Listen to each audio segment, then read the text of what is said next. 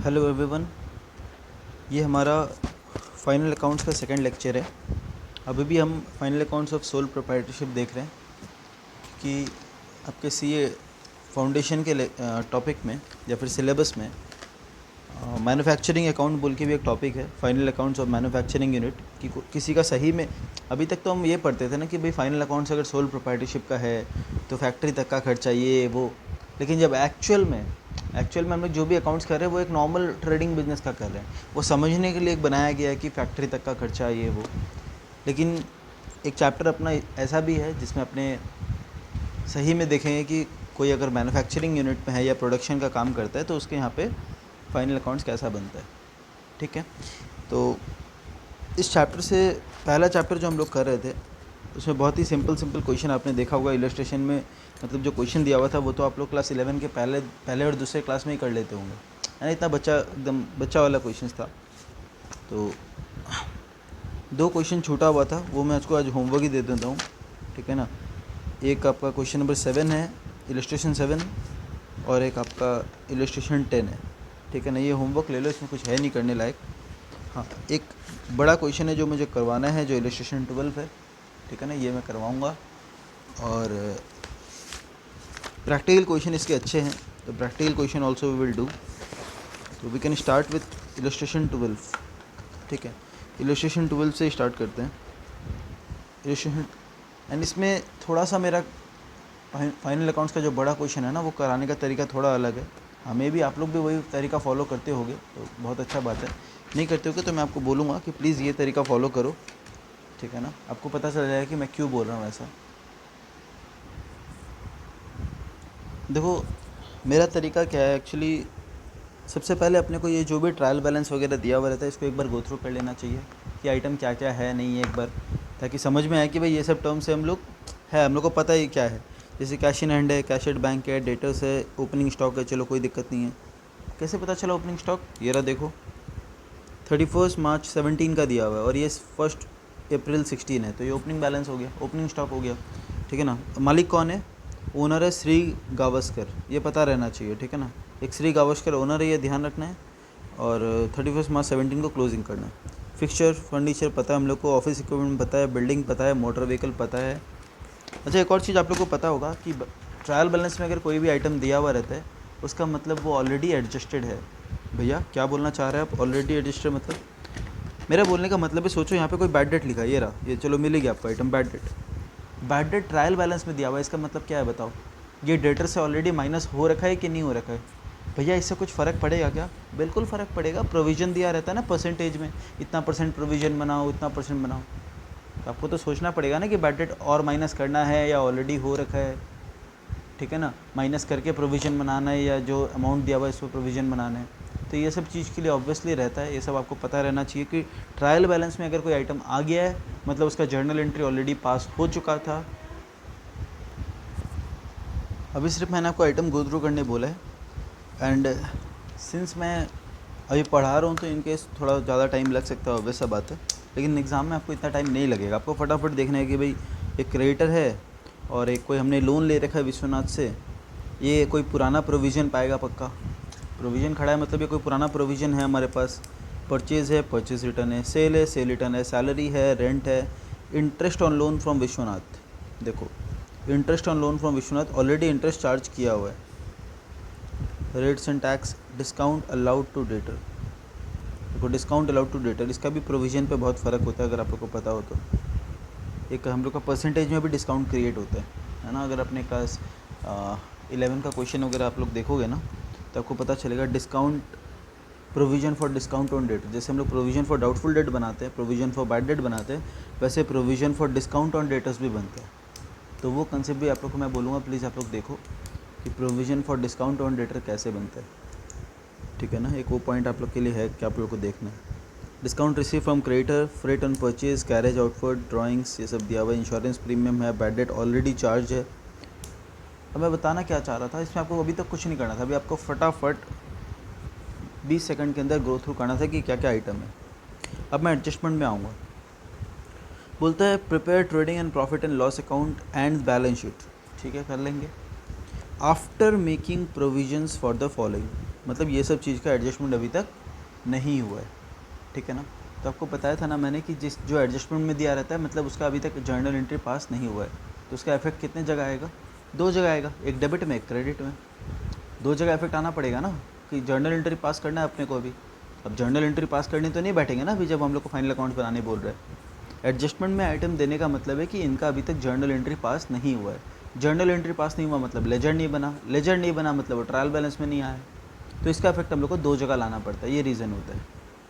एक बोलता है डिप्रिशिएट, बोलता है डिप्रिशिएट करो बिल्डिंग को यूज फॉर बिजनेस बाई 5%, मतलब जो बिल्डिंग है उसको 5% डिप्रिशिएशन चार्ज करो। फर्नीचर जो है उस पर 10% चार्ज करो। एक स्टील टेबल है, देखो एक अच्छा अब मैं क्या बता रहा था आपको, जैसे यहाँ पे बोला ना बिल्डिंग पे 5% डिप्रिशिएशन चार्ज करो, तो मैं फटाफट यहाँ पे बिल्डिंग ढूंढूंगा, फटाफट यहाँ पे मैं बिल्डिंग ढूंढूंगा और उस पर एक पॉइंट लगा दूंगा, एक डॉट लगा दूंगा। ये डॉट लगाने का मतलब आपको समझ में आएगा, पहले लिख लो, एक बिल्डिंग के वहाँ पे एक पॉइंट बना लो, ठीक है। इसके बाद बोल रहे हैं फर्नीचर एंड फिक्सचर्स बाई 10%, तो फर्नीचर एंड फिक्सचर में मैं ढूंढूंगा और वहाँ पे भी एक जगह फटाफट मार्क कर दूंगा, ठीक है। आगे, one steel table purchase during the year for 14,000 was sold for same price but the sale proceeds are wrongly credited to sales account. बोलते हैं कि स्टील टेबल मैंने ख़रीदा था, टेबल मतलब होता है फर्नीचर, स्टील टेबल हमने ख़रीदा था और उसको सेम प्राइस में बेच भी दिया। One steel table was purchase किया था, तो क्या एंट्री हुआ होगा भैया, furniture account debit to cash हुआ होगा, कोई दिक्कत नहीं है। लेकिन बोलते जब हमने बेचा इसे तो जो सेल्स प्रोसीड आया ना उसको हमने गलती से सेल में लिख दिया। एक रेक्टिफिकेशन एंट्री पास करना सीधा सा बात है कि जो आपने सेल में लिख दिया उसे सेल से हटाओ, है ना। जो आपने सेल्स में लिख दिया उसे सेल से हटाओ, एक तो सेल्स से हटाएंगे हम और क्रेडिट टू सेल्स अकाउंट, है ना, और अपने को वो फर्नीचर से माइनस करना है, ठीक है ना। तो एक तो फर्नीचर से अपने को हटाना है उस चीज़ को, और एक जगह अपने को सेल्स से भी हटाना है उसे। तो डेबिट में भी हटाएंगे, क्रेडिट में भी हटाएंगे, 2 जगह इफेक्ट आता है हमेशा। तो एक तो मैं सेल्स को पॉइंट कर रहा हूँ यहाँ पे, देखो सेल्स में मैंने मार्क कर दिया कि सेल्स में कुछ एडजस्टमेंट है। एंड फर्नीचर में चाहे तो एक डबल डॉट बना लो, एक और डॉट बना लो, क्योंकि उसमें 2 बार एडजस्टमेंट है। आगे ऑफिस इक्विपमेंट बाई 15%, तो ऑफिस इक्विपमेंट को भी 15% अप्रिशिएट करना है, तो मैं उसे भी मार्क कर रहा हूँ, ये रहा ऑफिस इक्विपमेंट, ठीक है। ये सब फटाफट करना है एग्जाम में, आपको इतना टाइम नहीं लगना चाहिए वहाँ पे। परचेज ऑफ अ टाइपराइटर को भी आप ऑफिस इक्विपमेंट बोल सकते हो। During the year for 40,000 were wrongly debited to purchase, बताओ क्या हो गया, इन्होंने टाइपराइटर ख़रीदा था तो एंट्री होना चाहिए था टाइपराइटर अकाउंट डेबिट या ऑफिस इक्विपमेंट अकाउंट डेबिट, लेकिन इन्होंने कर दिया परचेज अकाउंट डेबिट। तो आपको परचेज को भी ठीक करना पड़ेगा और ऑफिस इक्विपमेंट को भी ठीक करना होगा एक और बार, ठीक है।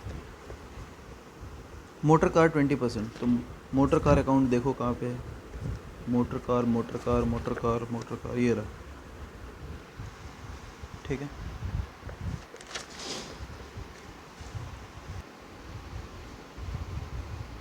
देखो इसके बाद बात आता है सेकंड एडजस्टमेंट का, एंड ये दिया हुआ है क्लोजिंग स्टॉक के बारे में। बोलते हैं value of stock at the close of the year 4,40,000। बताओ मेरे को कहीं मिलेगा क्या ट्रायल बैलेंस में क्लोजिंग स्टॉक, नहीं था, तो मैं इसको यहीं पे मार्क करूँगा ताकि जब मैं क्वेश्चन करूँ तो मुझे पता चले कि ये पॉइंट बाकी है एडजस्टमेंट में, ठीक है। ये मैं आपको बता रहा हूँ प्रोसेस, ये कैसे करना है नहीं करना है, इसलिए अपने को ज़्यादा टाइम लग रहा है। अच्छा ये यहाँ पे कोई टॉपिक में नहीं था इसलिए मैं टिक कर देता हूँ, गलती से कन्फ्यूजन ना हो।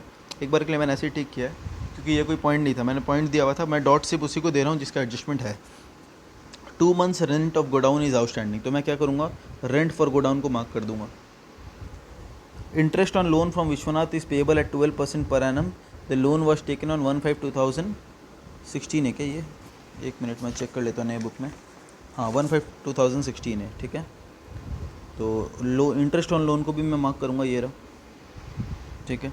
रिजर्व फॉर बैड डेट, भैया रिजर्व फॉर बैड डेट क्या होता है, रिजर्व फॉर बैड डेट का मतलब होता है प्रोविजन फॉर बैड डेट, ये वाला, ठीक है। Is to be maintain at 5%, तो मैं इसको मार्क कर देता हूँ क्योंकि मैंने क्या सिखाया था शॉर्ट, देखो आपने जो सीखा है आप वो भी कर सकते हो। मैंने आपको पिछले क्लास में 3 तरीक़ा से सिखा दिया कि अकाउंट बना के, एक जो आप लोग 11-12 में करते थे कि भाई इतना था मेरा और इतना बनाना है, डिफरेंस, और तीसरा तरीका जो मैंने बताया था ठीक है ना, कि पुराना पूरा हटा दो, जितना नया बनाना है उसे टू प्रोविज़न बोल के बना दो और उसे बैलेंस शीट में लगा दो। ये मैं पुराना हटा देता हूँ पूरा, और ये जो एडजस्टमेंट में है इसे दो जगह इफेक्ट लाना है, तो मैं सीधा बनाता हूँ to provision for bad debt and उसी को मैं एसेट से माइनस करके दिखाता हूँ। ये मेरा सिंपल सा तरीका है जो आपको 100% मार्क्स देगा, 100% करेक्ट भी है। हाँ, अब बाकी आप लोग ने जो कर रखा है अगर आपको वही करना है तो यू आर, है ना, आपको मतलब आराम से आप कर सकते हो, कोई दिक्कत नहीं, you are free to do so. कोई ऐसा नहीं है कि मैं जो मेथड बोल रहा हूँ वही आपको करना ही पड़ेगा, कोई पत्थर का लकीर नहीं है ठीक है ना। चलो, insurance premium includes 40,000 towards paid towards proprietors life insurance policy and the balance of insurance covers period from 1/4 से लेके 30/6, मतलब 15 महीना, 12, 13, 14, 15, राइट। बोलता है इंश्योरेंस प्रीमियम जो लिखा हुआ है ना वहाँ पे, इंश्योरेंस प्रीमियम कहाँ था भाई, पहले तो ये खोजते हैं, पहले ये ढूंढते हैं कि इंश्योरेंस प्रीमियम, ये रहा, देखो ये रहा इंश्योरेंस प्रीमियम। तो बोलते हैं ये जो इंश्योरेंस प्रीमियम है ना इसमें 40,000 तो लाइफ इंश्योरेंस है, उसे माइनस कर दो। चलो कर दिया, कहाँ चला जाएगा वो, ड्राइंग्स में। लाइफ इंश्योरेंस क्या होता है, ड्राइंग्स होता है। अच्छा, उसके बाद जो है वो बोलता है 15 महीना का पॉलिसी है, तो 12 महीना का हिस्सा लेना है, बाकी प्रीपेड हो जाएगा, ऑब्वियस सा बात है, ये सब तो पता है आपको। तो ये भी बहुत सिंपल क्वेश्चन है, इसमें कोई भी एडजस्टमेंट भारी भरकम कुछ भी नहीं है। अब मैं आपको सिखाऊंगा इसमें करना क्या है। मेरा जो बात मानना है, आपको क्वेश्चन देख के देखो पता चल जाता है कि कितना बड़ा बनना है अकाउंट्स, ठीक है ना। तो फिर भी मैं बोलूँगा सेफ़ रहने के लिए आप लोग एक काम करो, सेफ़ रहने के इनसे मतलब देखो, पेपर एक्स्ट्रा पेज का कोई पैसा नहीं लिया जाता है, आप जितना भी एक्स्ट्रा पेजेस लो कोई एक्स्ट्रा पैसा नहीं लेगा आपसे इंस्टीट्यूट। तो आप एक काम कर सकते हो, अगर ऐसा बड़ा पेज आपको मिलता है, ये मैं इलस्ट्रेशन 12 कर रहा हूँ, है ना, तो इलस्ट्रेशन 12 में एक फुल पेज आप लोग ले सकते हो trading and profit and loss account का, trading and profit and loss account. देखो ये मैंने पहले भी बोला है पिछले क्लास में कि आप ट्रेडिंग अलग बना सकते हो, प्रॉफिट एंड लॉस अलग बना सकते हो, हालांकि मैं ऐसा नहीं करता हूँ, बुक ने भी ऐसा किया है। अब देखो बुक ने भी ऐसा किया है, लेकिन मैं कहीं भी ऐसा नहीं करता हूँ और ये करने की ज़रूरत भी नहीं है। फॉर्मेट यही है, ट्रेडिंग एंड पीएल अकाउंट। हाँ, अगर आपने सीखा है कि ट्रेडिंग अलग बनाना चाहिए, पीएल अलग बनाना चाहिए, तो आप बनाओ, you are free to do so, ठीक है ना, वो भी कर सकते हो, आपको कोई मार्क्स भी नहीं काटेगा, और ऐसे करोगे तो भी आपको कोई मार्क्स नहीं काटेगा, ठीक है। तो ये मैं फुल पेज ही ले रहा हूँ, ठीक है, ये मैं फुल पेज ले रहा हूँ ट्रेडिंग एंड पीएल के लिए। थोड़ा लाइन टेढ़ा हो गया क्या, नहीं चलो मैनेजेबल है, काफ़ी सीधा हो गया इसके बाद एक बैलेंस शीट बनाऊंगा नेक्स्ट पेज में। बैलेंस शीट लिखना क्या होता है पता है ना, एज ऑन 31 या फिर एज एट भी लिख सकते हो, 31 मार्च 2017। एंड पीछे जो मैंने लिखा था ट्रेडिंग एंड पीएल, उसमें भी लिखना शायद भूल गया मैंने, वो भी लिख लेता हूँ। फॉर द ईयर एंडेड लिखा था क्या, नहीं, तो यहाँ पे आप लोग लिख लेना trading in profit and loss for the year ended 31 March 17। And कुछ भी वर्किंग होगा तो उसके नीचे करेंगे। अब आप लोग सोच रहे होगे कि भैया आपने एक साथ क्यों बना लिया, हम तो पहले ट्रेडिंग बनाते थे, फिर उसका आइटम भरते थे खोज खोज के, फिर जीपी निकलता था, उसे फिर नीचे पीएल में लिखते थे बाई जीपी, फिर सारा आइटम ढूंढ ढूंढ के हम लोग लिखते थे, ये ख़त्म होने के बाद नेट प्रॉफिट या नेट लॉस निकलता था, फिर हम लोग बैलेंस शीट बनाते थे।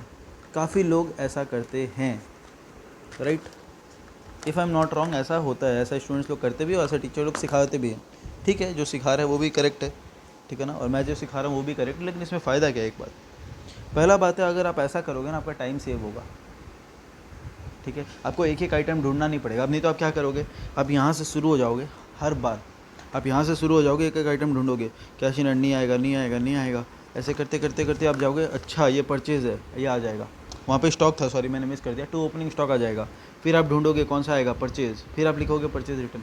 तो इस टाइप से एक एक आइटम आप ढूंढ ढूंढ के पहले ट्रेडिंग बनाओगे, फिर आप वापस से शुरू से चालू हो जाओगे, फिर आप पीएल बनाओगे, फिर आप वापस से शुरू होगे, फिर आप बैलेंस शीट बनाओगे।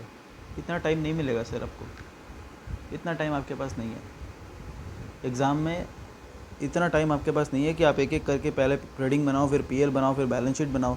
अच्छा, फिर एडजस्टमेंट स्टूडेंट लोग भूल जाते हैं, ओहो भैया करते करते तो मैं ये एडजस्टमेंट करना ही भूल गया। क्लोजिंग स्टॉक फिर भी स्टूडेंट्स को याद रहते हैं क्योंकि आदत हो गया, ट्रेडिंग बनेगा तो भाई क्लोजिंग स्टॉक आएगा ही, लेकिन बाकी आइटम मिस हो जाते हैं। मेरा करने का तरीका थोड़ा अलग है, वो मैं दिखाता हूँ, मे भी आपको अच्छा लगे, है ना, आगे से वही करोगे फिर आप, ठीक है ना। एंड सेम चीज़ मैं एनपीओ में भी फॉलो करता हूँ। देखो पता नहीं क्यों स्टूडेंट लोग को ना एनपीओ बहुत ज़्यादा टफ लगता है, मतलब पिछले बैच से भी मेरे पास क्वेरी है कि भैया एनपीओ का क्लास देना, ठीक है, हो सकता है कि मतलब कोई ना कोई चैप्टर हो जाता है कि डिफ़िकल्ट लग जाता है कभी कभार, लेकिन एनपीओ एकदम मैं बोलता हूँ प्रॉफिट एंड लॉस अकाउंट, मतलब एकदम ये फाइनल अकाउंट जैसा ही है। हाँ, उसमें एक दो आइटम है जो अलग है, जैसे सब्सक्रिप्शन अकाउंट, ठीक है ना, कुछ ऑनरेरियम क्या होता है, ये क्या होता है, वो कैपिटल रिसीप्ट, रेवेन्यू रिसीप्ट, ये सब चीज़ें। लेकिन वो ऐसा कुछ भी मतलब वो नहीं है कि दोनों में अलग है, दोनों एक्रूअल बेसिस पे चलता है। ये प्रीपेड या आउटस्टैंडिंग, ये प्रीपेड या आउटस्टैंडिंग, ठीक है ना, वही सब होता है वहाँ पे भी। ये इतना एडवांस में दे दिया, इतना आउटस्टैंडिंग रह गया, तो वही लॉजिक पे काम करेंगे। मैं वापस से आपको लॉजिकल वे में भी सिखाऊंगा सब्सक्रिप्शन अकाउंट एडलेस करके जो होता है, और मैं अकाउंट बना के भी सिखाऊंगा जो बहुत ही सिंपल है। आप लोग भूल जाओगे एडलेस करना। अगर मैं अकाउंट कराने सिखा दूंगा तो आप लोग बोलेगा भैया हम तो बेकार ही आज तक एडलेस करके आ रहे थे। इतना ईजीली जब निकलता है अकाउंट बना के सब्सक्रिप्शन अकाउंट से, मैं क्यों वो एडलेस याद करूँ, ऐड आउटस्टैंडिंग एट एंड, ये वो दरकार ही नहीं है, ठीक है ना। तो यहाँ जो तरीका रहेगा मेरा वही फॉलो करेंगे अपने थ्रू आउट द इस टाइप के जो भी क्वेश्चन है, एनपीए हो, फाइनल अकाउंट्स हो, ठीक है ना। तो मैंने क्योंकि फॉर्मेट रेडी कर लिया है, अब आप देखोगे मेरे को कुछ भी वेट नहीं करना है। मैं स्टार्ट करूँगा और एक एक आइटम को पुट करते जाऊँगा। जहाँ पे डॉट दिया हुआ है वहाँ पे मैं रुकूंगा, एडजस्टमेंट में जाऊँगा, फटाफट दोनों एडजस्टमेंट करके निकल जाऊँगा, और मुझे वापस से पलट के पीछे नहीं देखना है। कैश एक बार मैंने कर लिया तो कर लिया, उसको मैं वापस घूम के नहीं देखूँगा, पलट के नहीं देखना है किसी चीज़ को वापस। तो ना कोई आइटम आपका मिस होगा और ना आप कोई एडजस्टमेंट छोड़ोगे, ठीक है। स्टार्ट करें, चलो। सबसे पहले है मेरे पास कैश इन हैंड। बताओ कहाँ जाएगा भैया, एसेट साइड में ले जाओ कैश इन हैंड। चलो एसेट साइड में आते, मैं लिखूँगा यहाँ पे कैश इन हैंड।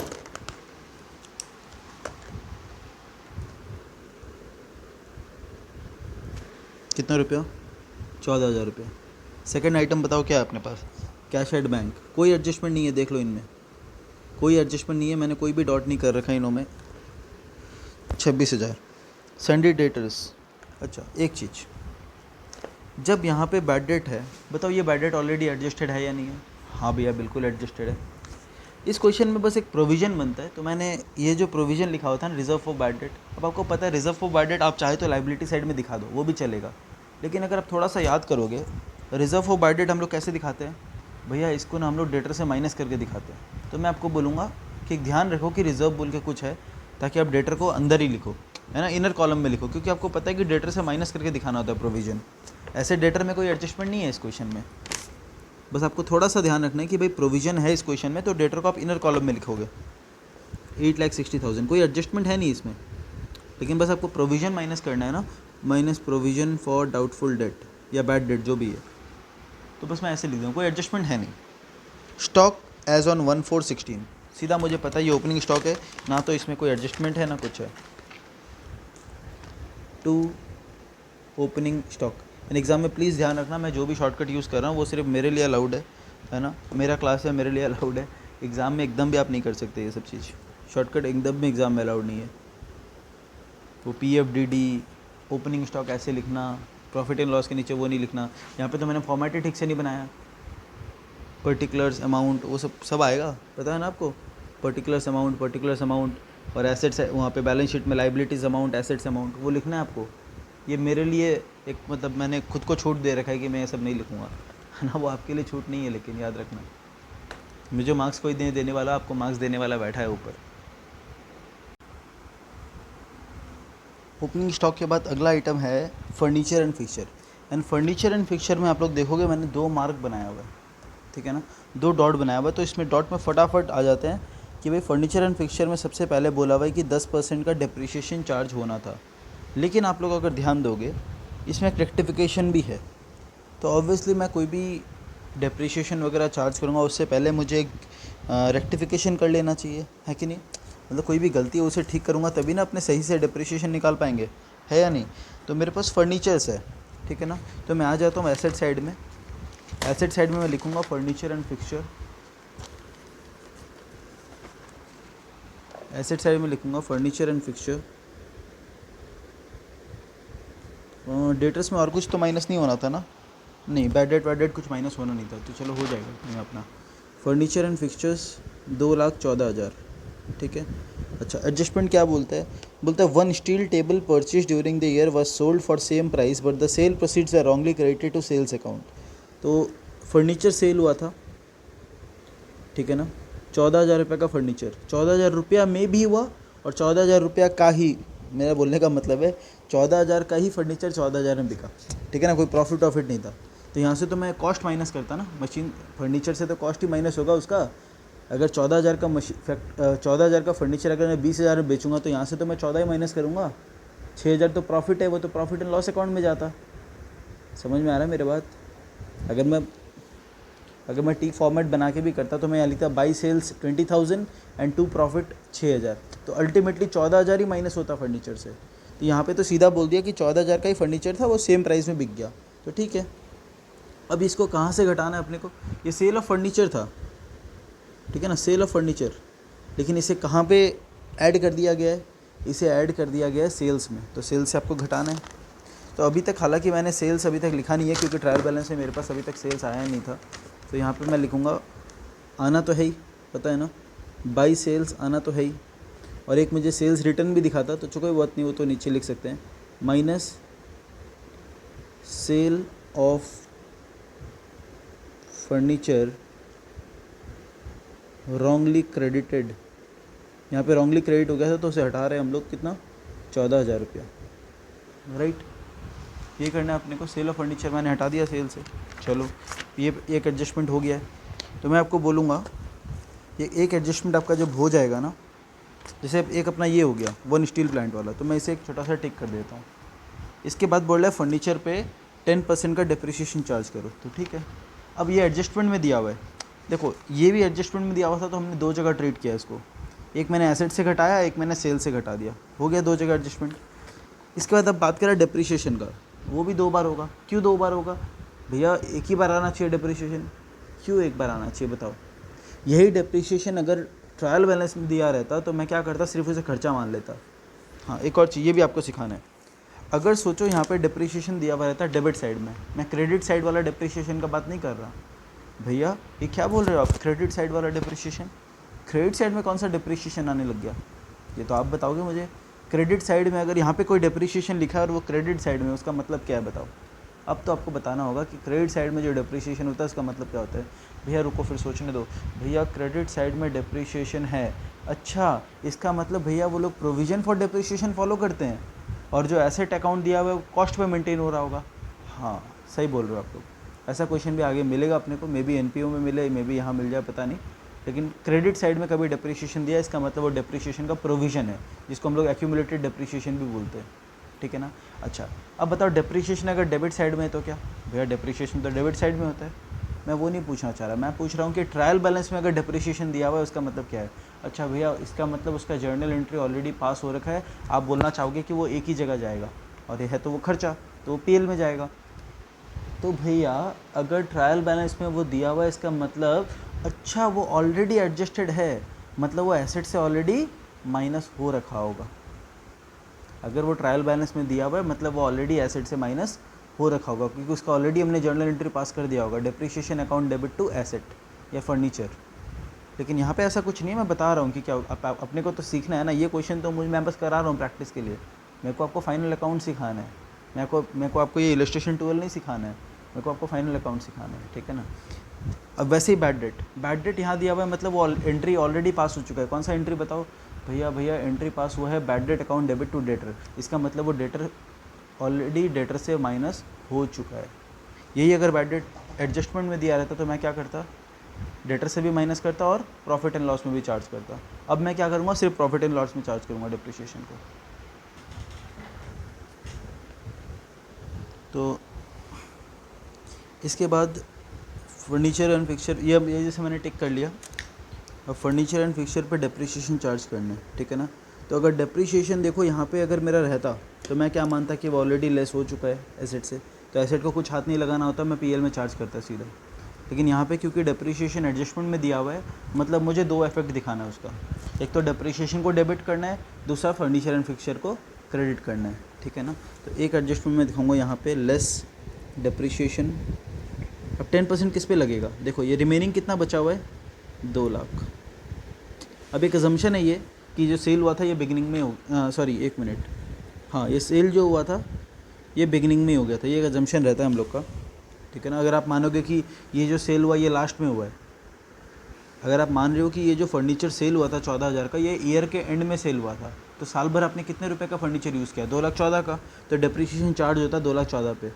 लेकिन एक जनरल अजम्पशन है कि ये बिगिनिंग में हो गया होगा, ठीक है ना। इसके लिए आप नोट लिख सकते हो पक्का से, इस बुक ने कुछ नहीं किया है, आप चाहो तो इसके लिए नोट लिख सकते हो कि भाई we have assume that furniture has been sold at the beginning of the year. तो हमने पूरा 2 लाख जो बचा हुआ है उसी पे चार्ज किया, ठीक है। तो ये आ जाएगा 20,000, तो ये निकलेगा 1,80,000 ऐसे, ठीक है। और ये डेप्रिसिएशन को चार्ज करना मत भूलना पीएल में। अब देखो पीएल के लिए आपको पता ही है कितना जगह रखना चाहिए, तो एक अंदाज से एक स्पेस रख के यहाँ पे बीच में लिख लो 2 डेप्रिसिएशन। अब डेप्रिसिएशन काफ़ी चीज़ों पे है तो मैं ऐसे करके कर सकता हूँ, डेप्रिसिएशन और अंदर फर्नीचर पे कितना लगा 20,000, एंड आप अलग अलग भी कर सकते हो, depreciation of 2 depreciation of furniture, 2 depreciation on car, 2 depreciation on building, ठीक है ना। और या फिर ऐसे भी कर सकते हो 2 डेप्रिसिएशन, अंदर जो जो डेप्रिसिएशन आएगा वो लिखते रहना। तो दोनों वे पॉसिबल है, प्रेजेंटेशन का फ़र्क है और कोई बात नहीं है, ठीक है ना। चलो इसके बाद तो अब मैं क्या करूँगा, फटाफट इस पॉइंट को टिक कर दूँगा, बी पॉइंट को, ताकि भाई जब मैं क्वेश्चन ख़त्म करने के बाद वापस एडजस्टमेंट के ऊपर गो थ्रू करूँ तो मुझे पता चले कि अच्छा ये वाला एडजस्टमेंट क्लियर हो चुका है।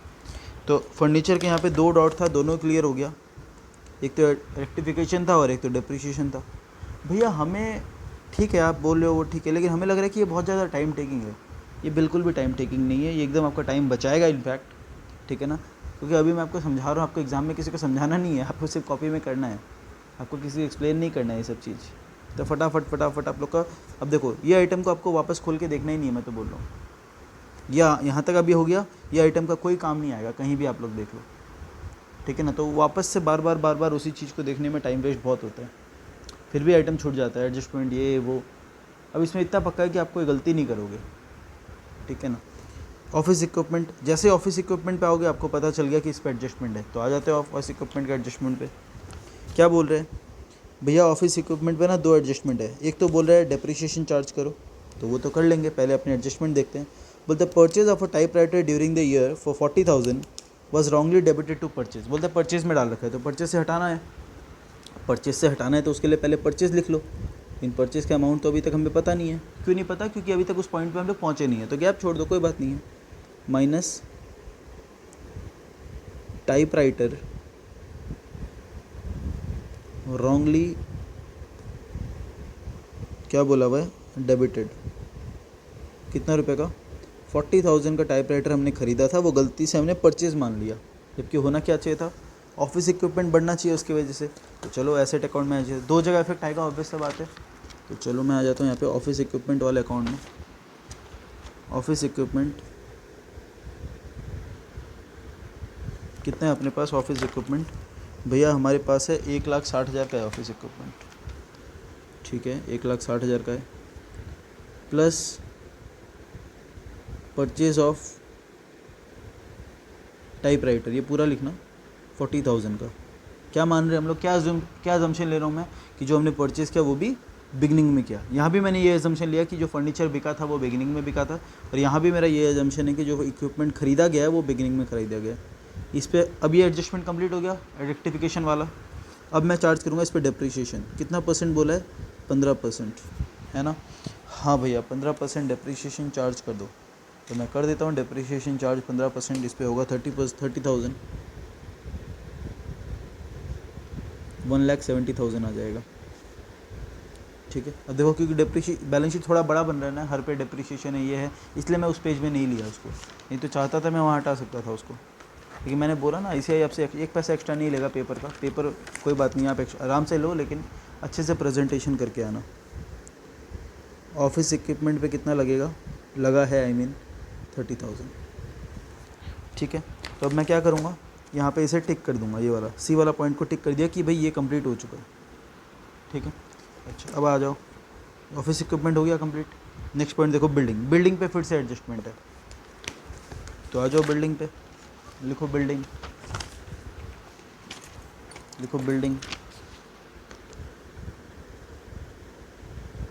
कितना दिया हुआ है बिल्डिंग का वैल्यू? भैया बिल्डिंग का वैल्यू है 6 लाख रुपया, लिखो 6 लाख। इस पर क्या करना है, एडजस्टमेंट क्या था, एक ही एडजस्टमेंट दिखाई दे रहा है, वो है डेप्रिसिएशन 5%, तो 5 6 30, 30,000 का डेप्रिसिएशन चार्ज हो जाएगा। और 2 जगह इफेक्ट आना चाहिए इसका, क्योंकि ये एडजस्टमेंट में दिया हुआ है, तो मैं लिखूँगा डेप्रिसिएशन के साथ में यहाँ पे लिखूँगा मैं बिल्डिंग 30,000, ठीक है। अच्छा, अब आगे देखते हैं। तो बिल्डिंग भी हो गया, मैं एडजस्टमेंट ए को भी टिक कर लेता हूँ, ठीक है। और देखो, अगर आप लोग को आता है ये सब, आपको लग रहा है कि नहीं मेरी ज़रूरत नहीं है आपको फाइनल अकाउंट्स में, तो आप फास्ट फॉरवर्ड करके भी देख सकते हो, कोई दिक्कत वाली बात नहीं है। लेकिन ऐसा ना हो कि फास्ट फॉरवर्ड के चक्कर में या फॉरवर्ड करने के चक्कर में मैं कुछ बोल रहा हूँ और आप वो मिस कर जाओ और वो काम का हो, ठीक है ना। चाहो तो स्पीड करके देख सकते हो, कोई दिक्कत नहीं है।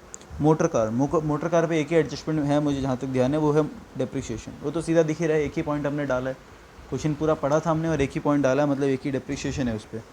तो इसको मैं टिक कर ही देता हूँ और डी को भी टिक कर देता हूँ, मोटर कार वाला, और इसका एडजस्टमेंट कर लेते हैं, ठीक है ना। तो मोटर कार पे 20%, मोटर कार आपका है 2 लाख का, तो 2 लाख का 20% हो जाता है 40,000। तो इसे भी मैं टोटल कर सकता हूँ अब 1,20,000 का टोटल डेप्रिसिएशन हुआ। और यहाँ पे मैं लिखूँगा motor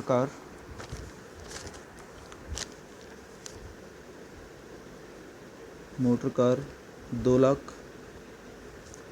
less depreciation at the rate of 20%, जो होता है 40,000 रुपीज़, एंड ये माइनस होके होगा 1,60,000 रुपये, ठीक है। चलो, अब इसके बाद सन्ड्री क्रेडिटर।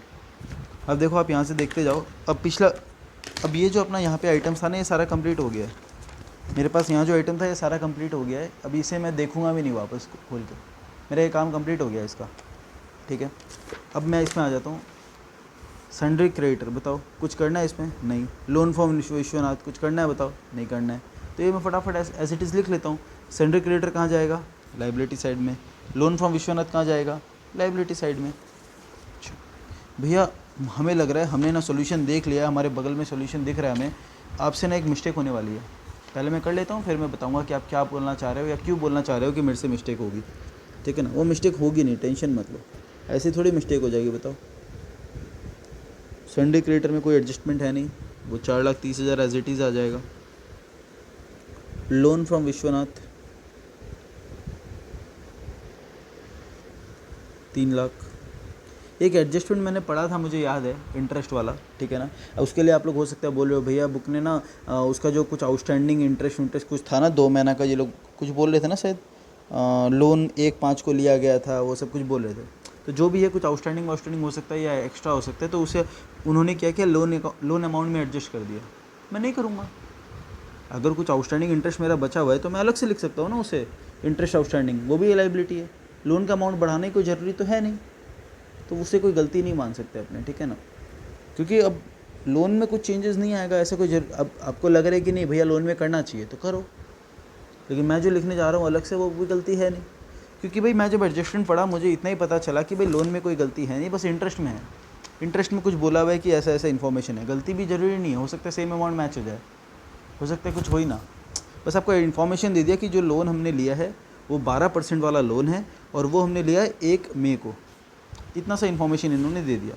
तो मतलब आपका 12% इंटरेस्ट लगेगा 11 महीना का, और यहाँ से आपको पता चल जाएगा कि आपने कितना इंटरेस्ट दिया है, तो आपको वो भी पता चल जाएगा कि कितना इंटरेस्ट ड्यू है। चलो मैं दिखाई देता हूँ आपको, देख लो एक बार समझाने के लिए बस। 3 लाख का लोन था, 12% इंटरेस्ट होना चाहिए 36,000, लेकिन इंटरेस्ट लोन हमने लिया है 1/5 को, तो ये होगा 11 डिवाइड बाई 12, तो इंटरेस्ट होना चाहिए 33,000। लेकिन अभी तक आपने पे कितना किया है? 27,000 रुपये अभी तक आपने इंटरेस्ट पे किया है। अब यहाँ पे आने का मतलब है ऑलरेडी पेड है, ठीक है ना। तो 27,000 रुपया पे हुआ है, तो बाकी 6,000 रुपया आउटस्टैंडिंग है, तो मैं अलग से लिख दूंगा ना लाइबिलिटी साइड में आउटस्टैंडिंग इंटरेस्ट। क्या दिक्कत है? जरूरी थोड़ी है मुझे लोन में ऐड करके दिखाना पड़ेगा, ना ना, बिल्कुल भी ज़रूरत नहीं है। हाँ, कर सकते हो तो अच्छा बात है, अगर आप उतना ध्यान में रख सकते हो, अगर आपका दिमाग उतना चल पा रहा है तो बहुत अच्छी बात है। मैं तो कर सकता था, लेकिन आपको तो मुझे सिखाना भी है ना। आप बोलोगे भैया क्यों आपने उस पर डॉट दिया, आप बताओ, रीज़न बताओ, तो फिर तो जो लॉजिकल है वो करो। अगर आपको ध्यान रहता है तो प्रेजेंटेशन आप कैसे भी कर सकते हो ना। अब इसको मैं प्रोविजन फॉर डाउटफुल डेट को यहाँ भी लिख सकता हूँ, कोई मुझे गलत नहीं दे सकता, मेरा आंसर भी मैच होगा, कोई गलत तो दे नहीं सकता। लेकिन हाँ, इस तरीके से एक प्रेजेंटेशन बेटर होता है, और कोई बात नहीं है, ठीक है ना। अब मैं चाहूँ तो ये 6 लाख माइनस 30,000 ब्रैकेट में भी कर सकता था, क्या फ़र्क पड़ता है? कोई फ़र्क नहीं पड़ता। अच्छा, प्रोविज़न पे मैंने डॉट दिया हुआ है, एंड प्रोविज़न क्या बोला है, ये लोग 5% मेंटेन करने हैं। तो मेरा सिंपल रूल है, पुराना प्रोविज़न को उठा के फेंक दो, नया प्रोविज़न जो बनाना होगा वो देखेंगे, ठीक है ना। तो मैं प्रोविज़न पुराना उठा के फेंक देता हूँ। By provision for bad debt 30,000। आप अपना मेथड से भी कर सकते हो, मैंने ये भी बताया हुआ है आपको। तो आप लोग लिखो by provision for credit balance था इसका, प्रोविज़न का क्रेडिट बैलेंस होता है, तो मैंने डेबिट कर दिया, provision for doubtful debt account debit to PL. आप लोग बोलोगे भैया क्रेडिट साइड में लिख रहे हो और आप बोल रहे हो डेबिट कर रहे हो। भाई एंट्री देखो ना मैं क्या कर रहा हूँ, एंट्री कर रहा हूँ मैं provision for doubtful debt account या फिर provision for bad debt account debit to PL. मैं जितना मेरा प्रोविज़न बना हुआ है तो मैं पूरा को राइट ऑफ कर रहा हूँ 30,000। भैया क्या ये करेक्ट है? देखो 3 तरीका का मेथड आपको मैंने दिखाया, ये भी करेक्ट है, आप जो क्लास 11 में करते थे वो भी करेक्ट है, लेकिन उसमें क्या दिक्कत आ सकता है वो मैंने आपको बताया हुआ है कि ऑलरेडी आपका कम प्रोविज़न बनाया हुआ है, सॉरी आपका ऑलरेडी ज़्यादा प्रोविज़न बनाया हुआ है और आपको कम बनाना है, तब आप क्या करोगे? तब तो आपको रिवर्स ही करना है ना। आप यहाँ पे कैलकुलेशन शुरू करोगे, फिर देखोगे अच्छा यहाँ तो नेगेटिव आ रहा है, फिर आप यहाँ पे आओगे, ठीक है ना। या तो आप वो बुक वाला मेथड फॉलो करो जो वो लोग अकाउंट बना के करते हैं। मेरे हिसाब से ये एकदम सिंपल है, यहाँ पे कहीं भी आपकी गलती होगी नहीं। पुराना प्रोविज़न को हटाओ, नया प्रोविज़न बनाओ, बात खत्म, ठीक है ना। ये ट्रायल बैलेंस में दिया हुआ था, एक ही जगह आएगा, प्रोविज़न हटाना था, एक जगह मैंने करके कैंसिल कर दिया, बात खत्म। हाँ, अब आप बोलोगे भैया डॉट दिया हुआ है तो साथ साथ में एडजस्टमेंट अभी देख लो, ठीक है देख लेता हूँ, कोई दिक्कत नहीं है। अच्छा, डेटर का कोई बैलेंस चेंज तो होना नहीं है, तो मुझे कोई दिक्कत भी नहीं है। प्रोविज़न बनाना है, बोलता 5%, तो मैं लिखूँगा यहाँ पे to provision for bad debt 5% बनाना है। डेटर कितना है? डेटर कितना था भाई हमारा? डेटर था 8,60,000 राइट। तो 8,60,000 का 5%, 8,60,000 का 5% मेंटेन करना है आपको, बनाना नया नहीं बनाना है, मेंटेन करना है, ठीक है ना। तो 43,000 का प्रोविज़न बनेगा। अब ये तो एडजस्टमेंट में था ना, तो ये 2 जगह आएगा। अब आप लोग को तो फिर ये डाउट पूछना चाहिए था अपने बचपन में, ठीक है ना, क्लास 11 में, कि सर ये आप प्रोविज़न जब यहाँ पे लिखते हो 43,000, यहाँ तो आप 43 लिख रहे हो, लेकिन आप जब वहाँ पे बना रहे हो तो आप सिर्फ 13,000 लिख रहे हो। आपको मैं क्लास 11 वाला मेथड याद करा रहा हूँ। आप लोग क्या करते थे कि भैया 30,000 का ऑलरेडी बना हुआ है और हम लोग लिखते थे to provision for doubtful debt 43,000 less provision already हमारा है 30,000 का, और यहाँ पे 13,000 ही आता था। तो आपको डाउट नहीं आता था कि भैया यहाँ पे प्रोविज़न 13 आ रहा है, हम लोग वहाँ पे उसको 43 ले रहे हैं, अलग अलग अमाउंट कैसे आ रहा है? ये डाउट आ सकता है जनरली, ठीक है ना। मतलब अगर नहीं आया तो मतलब आप लोग सोचे नहीं हो इस बारे में। परफेक्टली आपने सोचा होगा तो हाँ, ऑटोमेटिकली वो आ रहा है, 43 इधर भी आ रहा है और 43 एसेट से माइनस करके भी दिखा रहे हैं हम लोग। लेकिन एक नॉर्मली आप बात सोचो, आप 11 में अगर होते तो आप क्या करते इसे? आप लिखते हैं यहाँ पे to provision for bad debt 43,000 less old provision already जितना बना हुआ है, या फिर प्रोविज़न ऑलरेडी एग्जिस्टिंग 30,000, फिर आप 13,000 यहाँ पे लिखते खर्चा में, ठीक है ना। मेरा भी 13,000 ही आ रहा है, अब देखो 43 माइनस 30, मेरा भी 13,000 ही आ रहा है, लेकिन लिखने का तरीका अलग है, समझने का तरीका एकदम ईजी हो जाता है कि पुराना प्रोविज़न हटा दो, उसका काम नहीं है। नया प्रोविज़न एडजस्टमेंट में दिया हुआ है, उसका इफेक्ट 2 जगह आएगा। तो एक मैंने यहाँ लिख दिया 43,000 और एक मैंने एसेट से माइनस करके दिखा दिया 43,000। देखो, तो मैं एक ही चीज़ पे स्टिक हूँ, जो मैंने आपको सिखाया है वो हर बार एक ही चीज़ फॉलो करवाऊँगा, ताकि यूनिफॉर्मिटी भी मेंटेन रहे और लॉजिक तो ऑब्वियसली है ना, वही तो यूएसपी है मेरा एक्चुअली, तो उसी से कि लॉजिक वाइज जाना है अपने को, ठीक है। चलो हो गया। परचेज़ पे एक डॉट मैंने दिया हुआ था, और परचेज़ का मेरे ख्याल से डॉट हमने ऑलरेडी कर लिया है, ठीक है ना। अब जब परचेज़ पे मैं आया, ठीक है ना, अब जैसे मैं परचेज़ पे आऊँगा मैं लिखूँगा परचेज़ कितना है, 14 लाख रुपये। अब उसके बाद डॉट क्यों था? क्योंकि ये एडजस्टमेंट था।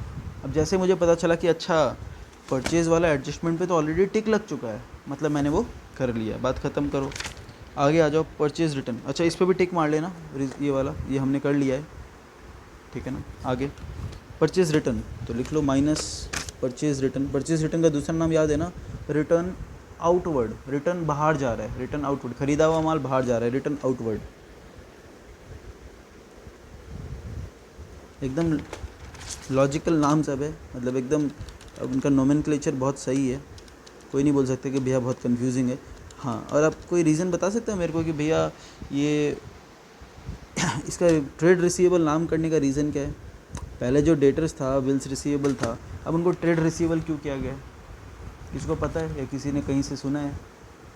मेरे को नहीं लगता सुने होगे, लेकिन मैं बता ही देता हूँ। देखो डेटर ऐसा है, डेटर वर्ड में क्या है, DEBTOR, डेटर। यहीं पे अगर लिखता हूँ डेट और डेटर, तो आप लोग ध्यान दो, एक वर्ड है डेट। डेट मतलब क्या होता है? डेट मतलब होता है लायबिलिटी, लॉन्ग टर्म लायबिलिटी, और वहीं मैं साथ में लिखता हूँ डेटर, तो इसका मतलब है मेरा एसेट। बताओ कन्फ्यूजिंग वर्ड है कि नहीं? एक बोलता है डेट मतलब लायबिलिटी, एक बोलता है डेटर मतलब एसेट। तो कन्फ्यूजन होता है ना। अब स्टूडेंट लोग पता है अब 11 में तो ऐसा रहता है कि डेटर और क्रेडिटर, अब तो आपने रट लिया होगा कि डेटर मतलब जिसको माल बेचते हैं, क्रेडिटर मतलब जिससे खरीदते हैं, रटवा दिया गया आपको, है ना। नहीं भैया हमने रटा नहीं है, लेकिन ना पता नहीं पढ़ते पढ़ते अपने आप याद हो गया।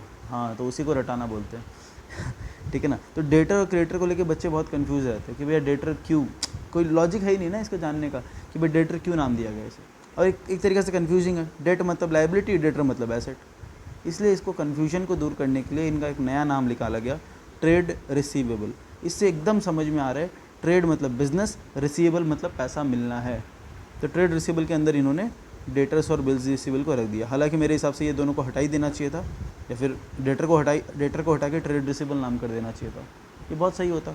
ट्रेड पेएबल, ट्रेड मतलब बिजनेस, पेएबल मतलब देना है। तो क्रेडिटर क्या होता है भाई, what is the meaning of creditor? कुछ भी नहीं। क्रेडिटर कोई वर्ड कोई जस्टिफाई कर ही नहीं पा रहा अपने नोमेनक्लेचर को। ये बढ़िया है word, trade payable, trade receivable, तो इससे कोई बच्चा कंफ्यूज नहीं होगा।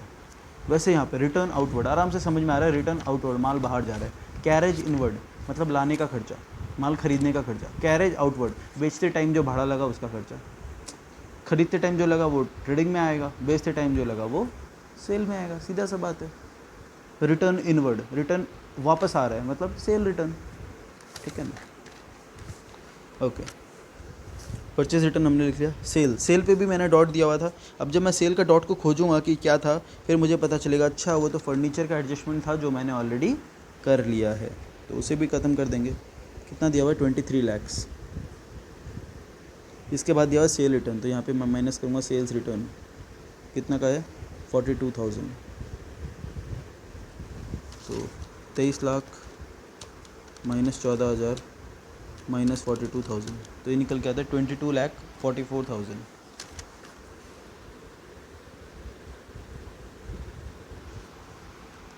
ठीक है, चलो इसके बाद सैलरीज। देखो ये सब में कोई भी एडजस्टमेंट नहीं है, मैं फटाफट लिख रहा हूँ इसे।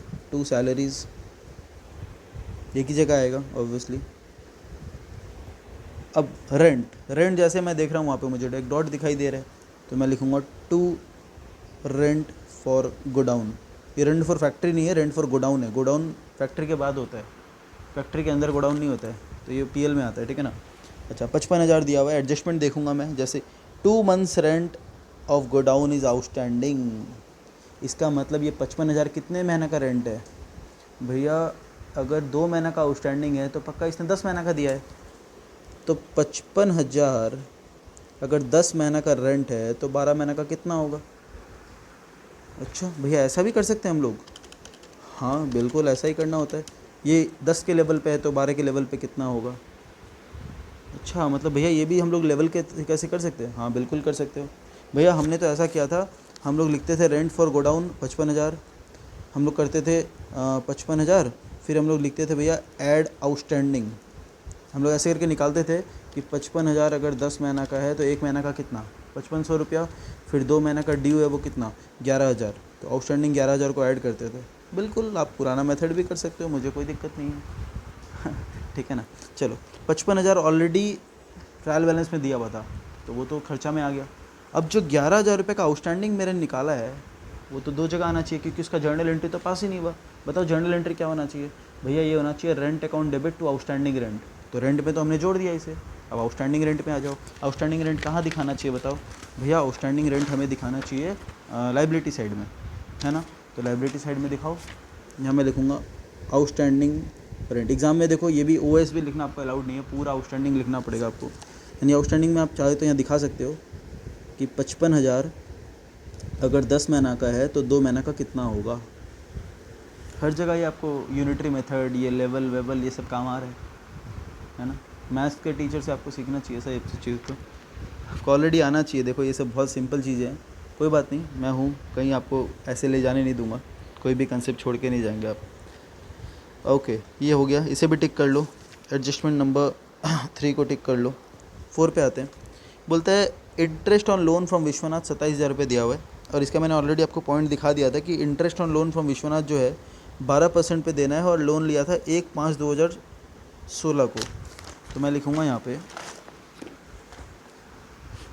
आ जाओ, टू इंटरेस्ट ऑन लोन, ठीक है। कितना होगा? सीधा मैं लोन पे निकालूंगा, 3 लाख का 3 लाख का इंटरेस्ट तो यहाँ पे आएगा ना, इंटरेस्ट जो दिया हुआ है उससे क्या मतलब आपको, इंटरेस्ट 3 लाख का 12% 11 महीना का, ये होना चाहिए खर्चा में।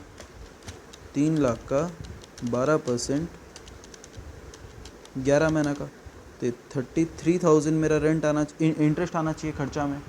हाँ, अब क्या दिया हुआ है वो देखो, अब क्या दिया वो देखो भैया, हमें ना फिर आप कंफ्यूज करो। आपने बोला था कि जो ट्रायल बैलेंस में दिया वो एक जगह आएगा, फिर एडजस्टमेंट जो है वो 2 जगह आएगा। ठीक है, वैसे भी करो, मतलब वही मैं करा रहा हूँ अल्टीमेटली, बस मैं आपको प्रेजेंटेशन अच्छा करना सिखा रहा हूँ साथ साथ में। आप यहाँ पे वही कर सकते हो, रेंट वाला चीज़ जो मैंने आपको बोला। आप यहाँ पे पहले लिखो इंटरेस्ट 27,000, फिर आपको पता चला कि टोटल इंटरेस्ट तो 33,000 है, तो यहाँ पे नीचे लिखो ऐड आउटस्टैंडिंग 27,000, एक बार आपने लिख दिया, कहानी ख़त्म। अब आउटस्टैंडिंग आपको पता चला कि 6,000 रुपये का आउटस्टैंडिंग है, तो आप यहाँ पे लिखोगे आउटस्टैंडिंग इंटरेस्ट 6,000, और फिर लाइबिलिटी साइड में भी उसे लिख दोगे आउटस्टैंडिंग इंटरेस्ट 6,000। ठीक है ना, यही तो बोलना चाह रहे हो आप लोग? हाँ बिल्कुल बिल्कुल कर सकते हो आप लोग, एकदम सही कर रहे हो। मैं बस आपको प्रेजेंटेशन अलग अलग तरीक़ा से करना सिखा रहा हूँ। आउटस्टैंडिंग इंटरेस्ट ऑन लोन, हाँ इंस्टीट्यूट ने क्या किया, इंस्टीट्यूट ने ये इंटरेस्ट को इसी में जोड़ दिया, और आप नहीं जोड़ोगे तो कोई आपको गलत नहीं दे सकता, एकदम बिल्कुल। 33,000 का इंटरेस्ट है, 27,000 ऑलरेडी पेड है, क्योंकि ये ट्रायल बैलेंस में दिया हुआ है, मतलब 6,000 मेरा ड्यू है अभी तक। तो ये 2 जगह आ गया, देख लो, खर्चा में भी जोड़ दिया और यहाँ पे भी आ गया। ओके, इसके बाद रेट्स एंड टैक्सेस एक ही जगह दिया हुआ है, फटाफट खर्चे में आ जाओ, लिखते हैं, खर्चे में लिखते हैं इसे। 2 रेट्स एंड टैक्सेस 21,000 रुपया। फिर to discount allowed to debtor, ये भी खर्चा है। To discount allowed to debtors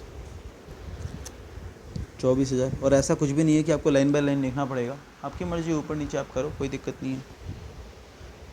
discount receive from creditor, भैया ये तो इनकम हो गया, तो लिखो by discount received from creditor. And हाँ, किसी को ऐसा है कि मुझे ICAI के साथ ही सॉल्यूशन मिलाना है, मुझे ना भरोसा नहीं है भैया ICAI मार्क्स देगा कि नहीं देगा, आप जो करा रहे हो हमें पता नहीं मार्क्स उससे मिलेगा कि नहीं मिलेगा, तो प्रोविज़न वाला आप अपने हिसाब से कर सकते हो कि मेरे पास ऑलरेडी 30 था, 43 और बनेगा तो 16,000 13,000 में यहाँ पे लिखूँगा, तो आप वो भी कर सकते हो। आपका आंसर एकदम ICAI से मैच होगा, ICAI भी खुश होगा, है ना, आपको मार्क्स तो उतना ही देगा जितना मेरे स्टूडेंट्स को मिलेगा। तो आपकी मर्ज़ी, आप क्या करना है, ठीक है ना। ICAI ने मेरे ख्याल से यही किया, ICAI ने क्या किया है भाई, ICAI ने तो कुछ और ही किया है। ICAI ने क्या किया आपको पता है? ICAI ने वो अकाउंट बनाने वाला था ना, वो बैड डेट को भी प्रोविज़न में चार्ज करके करना, वो किया है। अब आप देख लो, अब आपको ICAI से मैच करना है तो आपको वो अकाउंट बना के करना पड़ेगा, जो आपने 11 में भी नहीं सीखा है। वो लोग मानते हैं बैड डेट प्रोविज़न ने क्यों बनाया था, प्रोविज़न बनाया था ताकि फ्यूचर लॉस कोई हो तो उसके लिए हम लोग पहले से तैयार होकर रहते हैं। तो बोलता है बैड डेट हुआ तो उसी के लिए तो प्रोविज़न था ना। ICAI और ज़्यादा करेक्ट है, फिर एकदम बिल्कुल सही कर रहा है कि प्रोविज़न अकाउंट बना रहा है, उसमें बैड डेट को एडजस्ट कर रहा है।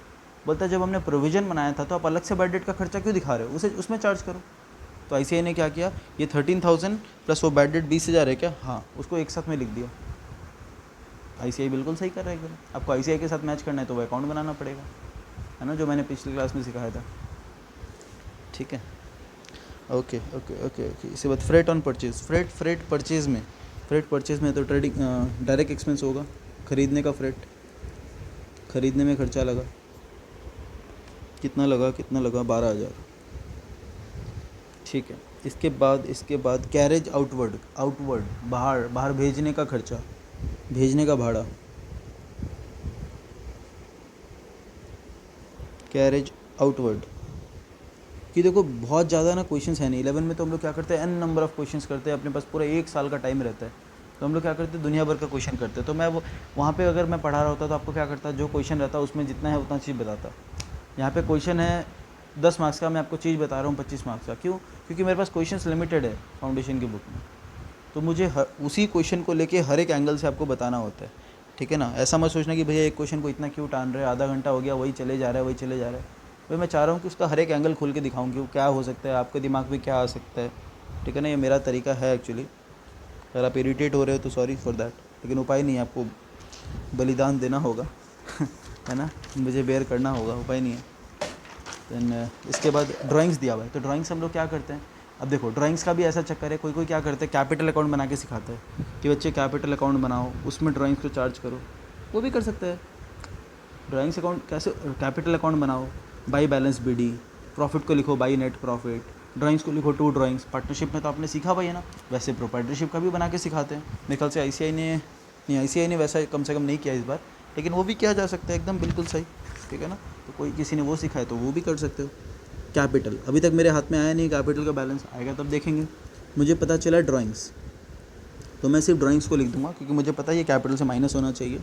तो 1,20,000 में यहाँ पे माइनस करके छोड़ दूंगा, क्योंकि मैं नहीं चाहता कि मैंने एक बार कोई क्वेश्चन रीड कर लिया है तो उसे मैं वापस देखूँ। अब देखो मैं सीरियली आ रहा हूँ यहाँ पे, और जैसे मैं यहाँ ड्राइंग्स तक पहुँचा हूँ, अब मैं ऊपर घूम कर ही देखूँगा, मुझे पीछे पलट के देखना ही नहीं है। अगर आप पीछे पलटने वाला झमेला रखोगे तो क्वेश्चन आपका छूटेगा सर, टाइम भी ज़्यादा लगेगा, एडजस्टमेंट भी छूटेगा। बैलेंस शीट इसलिए तो मैच नहीं होता है किसी का। एक होता है ना कि बैलेंस शीट मिल गया तो ये हो गया, बैलेंस शीट मिल जाता है तो हम लोग, मतलब वो बैलेंस शीट वाला जो चीज़ होता है वो इसी की वजह से होता है, आप कोई एडजस्टमेंट छोड़ देते हो या फिर कोई आइटम छोड़ देते हो ढूंढते ढूंढते। तो यही वो चीज़ है जो आपका बैलेंस शीट आपको 100% मिलाने में हेल्प करेगा, एंड पक्का मिलेगा, टेंशन मत लो। बैलेंस शीट बनाने में आप लोग राजा हो जाओगे एकदम। हाँ, कोई रानी भी होगे obviously. And to printing and stationery. Printing and stationery कितना होगा? 18,000। इलेक्ट्रिक चार्जेस, देखो ये सब में कोई एडजस्टमेंट नहीं है। अच्छा हुआ मैंने यहीं पे बैलेंस शीट नहीं बनाया, नहीं तो फिर तो पूरा हौच-पौच हो जाता। फिर आप लोग बोलते भैया क्या कर दिया आपने। इंश्योरेंस प्रीमियम में क्या एडजस्टमेंट है भाई? देखो अभी तक एडजस्टमेंट में मैं आपको बता रहा हूँ, एडजस्टमेंट 1 पूरा कंप्लीट हो चुका है ना। ABCD अच्छे से देखना, हो गया। 2 बचा हुआ है, 3 हो गया, 4 हो गया, 5 हो गया, 6 एडजस्टमेंट पे आते हैं। बोलते हैं इंश्योरेंस प्रीमियम, आपके पास बुक है आप वहाँ से देख सकते हो, कोई दिक्कत नहीं है। 2 इंश्योरेंस प्रीमियम मैं यहाँ पे लिख रहा हूँ पहले। इंश्योरेंस प्रीमियम के लिए क्या बोल रहा है? बोलता है it includes 40,000 towards proprietors life insurance policy. बोलता है इसमें 40,000 तो मालिक का लाइफ इंश्योरेंस है, और बैलेंस जो है वो 1/4 से 30/6 के लिए है, मतलब वो 15 महीना के लिए है। तो आप चाहो तो इसका अलग से वर्किंग नोट बना लो, आपको अगर लग रहा है कन्फ्यूजिंग है ज़्यादा तो आप यहाँ पे भी कर सकते हो, ठीक है। तो इंश्योरेंस प्रीमियम आप क्या कर सकते हो, कितना दिया हुआ है भैया? इंश्योरेंस प्रीमियम दिया हुआ है कितना है? 55,000। इसमें से हम माइनस कर देंगे कितना भैया? इंश्योरेंस प्रीमियम माइनस हो जाएगा 40,000। ये क्या बोल के माइनस होगा? ड्राइंग्स बोल के, LIC। तो फटाफट में इसे, ये एडजस्टमेंट वाला पार्ट है ना, एडजस्टमेंट ने बोला है ना कि 40,000 ड्राइंग्स है, तो ये फटाफट मैं दूसरी जगह इसका इफेक्ट ले जाता हूँ। या तो आप वापस से माइनस ड्राइंग्स लिख लो, या फिर यहाँ पे लिखो माइनस इंश्योरेंस, ब्रैकेट में लिख देना LIC। तो मालिक भी खुश होगा कि अच्छा, खुश नहीं होगा वो, तो नुकसान है उसका, खर्चा लग रहा है, ठीक है। LIC उसके पर्सनल खर्चा है, इसलिए उसके ड्राइंग से माइनस हो गया। अब क्या बोल रहे हैं? अब बोलते हैं देखो, अब आपका इंश्योरेंस प्रीमियम कितना है बिज़नेस का? बोलता है 55 में 40 अगर मालिक का था तो 15 हमारा है। तो बोलता है 15 भी तुम्हारा पूरा नहीं है। बोलता है कैसे? बोलता है ये जो 15,000 का तुमको दिखाई दे रहा है वो 15 महीना का है, फ्रॉम 1/4/2016 टू 30/6/2017, ये तुम्हारा 15 महीना का है। तो बोलता है this is for 15 months and you need to charge for 12 months. तो अगर 15,000 वाला 15 महीना के लिए है तो 12 महीने के लिए कितना होगा? 12,000। तो ये आ जाएगा यहाँ पे। अब आपने किया क्या है, यहाँ पे 15,000 था और आपने 3,000 माइनस कर दिया। वो 3,000 माइनस क्यों हुआ है बताओ भैया? क्योंकि ना वो प्रीपेड इंश्योरेंस है। भैया एक बार हम लोग वापस पूछना चाहते हैं, क्या यहाँ पे हम लोग लिखने का तरीका चेंज कर सकते हैं? बिल्कुल कर सकते हो। क्या भैया इसे हम वर्किंग नोट बना सकते हैं? बिल्कुल बना सकते हैं। अच्छा भैया, हम ये वाला आपका चीज़ समझ में आ गया, 55 माइनस 40, वो लिखने के बाद हम लोग नीचे ऐसे लिख सकते हैं क्या? माइनस प्रीपेड इंश्योरेंस 3 महीना का। बिल्कुल, वो भी कर सकते हो आप, तो आपको और इजी लगेगा मेरे ख्याल से। आप लोग लिखोगे 15 फॉर 55 माइनस 40 15, फिर आप लोग नीचे लिखोगे प्रीपेड इंश्योरेंस 3 महीना का आपका निकलेगा 3,000। तो वही सेम अमाउंट आप लोग मतलब 2 जगह एडजस्ट कर दोगे, ठीक है ना। अगर आपको इसमें दिक्कत हो रहा है तो आप ऐसे कर लो, एकदम सही। आपको ये आउटस्टैंडिंग वाला में अगर दिक्कत हो रहा है, इस वाले में अगर दिक्कत हो रहा है, तो आप आराम से वो चीज़ करो। ऐड आउटस्टैंडिंग 11,000, वही सेम अमाउंट आप लाइबिलिटी में दिखा दो। लेस प्रीपेड 3,000, वही सेम अमाउंट आप एसेट साइड में दिखा दो। प्रीपेड एसेट क्यों होता है पता है ना? ये तो क्योंकि फ्यूचर में फ़ायदा देगा आपको। फ्यूचर में 3 महीना का कम देना पड़ेगा इंश्योरेंस, आपने ऑलरेडी दे दिया अगला साल का insurance. 1 minute, premium paid in advance, मैं ये अकाउंट भी बना सकता हूँ, या फिर दूसरा आप प्रीपेड इंश्योरेंस भी लिख सकते हो। अच्छा वो अच्छा वर्ड था, sorry, prepaid insurance easy word है। कितना होगा ये आप कैलकुलेशन करके भी दिखा सकते हो कि 15,000 जो था वो 15 महीना का था सर, तो हमारे लिए 3 महीना का हमें निकालना था, वो है 3000। ठीक है, तो ये हो जाएगा प्रीपेड इंश्योरेंस। एक सिंपल वर्ड में दिख रहा है, मैं क्यों इतना बड़ा लिखूँ, है ना। चलो 6th एडजस्टमेंट भी कंप्लीट हो गया। ओके, जनरल एक्सपेंस कोई एडजस्टमेंट नहीं है, फटाफट लिख लो जनरल एक्सपेंस। मेरे को लग रहा है अभी भी जगह कम पड़ जाएगा, तो टू जनरल एक्सपेंस कितना है 30,000। To bad debt 30,000। एक मिनट रुको 20,000। ओके, उसके बाद बैंक चार्जेस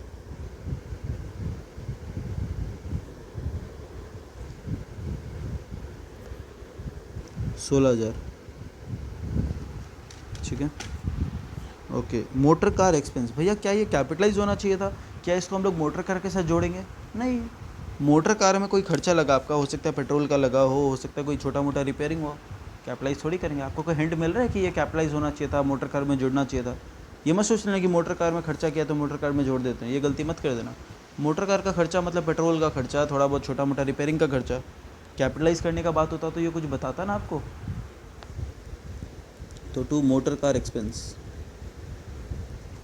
मत समझ लेना कि मोटर कार ख़रीदा है 36,000 रुपये में, ठीक है ना। अच्छा कैपिटल, चलो कैपिटल भी दे दिया, मेहरबानी हो, कैपिटल दे दिया इन्होंने 16, मेहरबानी किया इन्होंने हम पे लास्ट में कैपिटल देके, नहीं तो अभी क्वेश्चन ही अधूरा रह जाता, हम लोग बोलना पड़ता है कि ऐसे ही क्वेश्चन गलत बनाते हैं। तो हो गया। अब देखो मैं एक भी एडजस्टमेंट नहीं देखूँगा, क्योंकि मैं जैसे जैसे कर रहा था मैंने एक एक टिक कर लिया, ठीक है ना, एक एक करके टिक करके किया हमने, तो एक भी गलती होना नहीं है। एडजस्टमेंट अब मैं वापस चेक करूँगा। एक बार आपको क्या करना है, जैसे मैंने आपको सिखाया, इसके बाद आपको एक बार फटाफट गो थ्रू करना है कि कहीं कोई एडजस्टमेंट तो नहीं छूट गया। ऐसा भी हो सकता है, मैं आपको बता रहा हूँ, ऐसा मैं क्यों बोल रहा हूँ आपको वापस चेक करने। ऐसा भी हो सकता है कि कोई चीज़ ट्रायल बैलेंस में था ही नहीं, वो सिर्फ एडजस्टमेंट में था। जैसे क्लोजिंग स्टॉक है, वैसे और भी कोई आइटम हो सकता है जो एडजस्टमेंट में नहीं है, मतलब ट्रायल बैलेंस में नहीं है लेकिन सिर्फ एडजस्टमेंट में। ट्रायल बैलेंस में है ही नहीं वो आइटम, तो अब तो ट्रायल बैलेंस कंप्लीट किया ना आपने, तो हो सकता है वो आइटम खाली एडजस्टमेंट में हो, तो वो आपको देखना पड़ेगा, ठीक है ना। Value of stock, closing stock दो जगह आएगा, एक मैं लिख देता हूँ क्लोजिंग स्टॉक एसेट साइड में, और मैंने बताया हुआ है कि अगर ये एडजस्टमेंट में होता, ये ट्रायल बैलेंस में होता तो इसका क्या करना था, या उसका मतलब क्या होता है। याद है ना वो एडजस्टेड परचेज़ वाला चीज़, वापस नहीं समझाऊंगा, टेंशन मत लो। देखना है तो प्रीवियस क्लास आप खोल के देख सकते हो, वापस पकाऊंगा नहीं आपको उस चीज़ को लेके। हो गया मेरे ख्याल से, और कुछ भी नहीं बचा है, काफ़ी अच्छा बड़ा क्वेश्चन हमने कर लिया ये। 22,44,000 प्लस 4,40,000। वैसे इसमें एडजस्टमेंट कुछ खास था नहीं, बस थोड़ा बड़ा क्वेश्चन है भैया, हमारी तो इतने में ही बस हो गया भैया, और नहीं चाहिए था हमें। चलो ठीक है, कोई बात नहीं, आपके हिसाब से हो गया क्वेश्चन।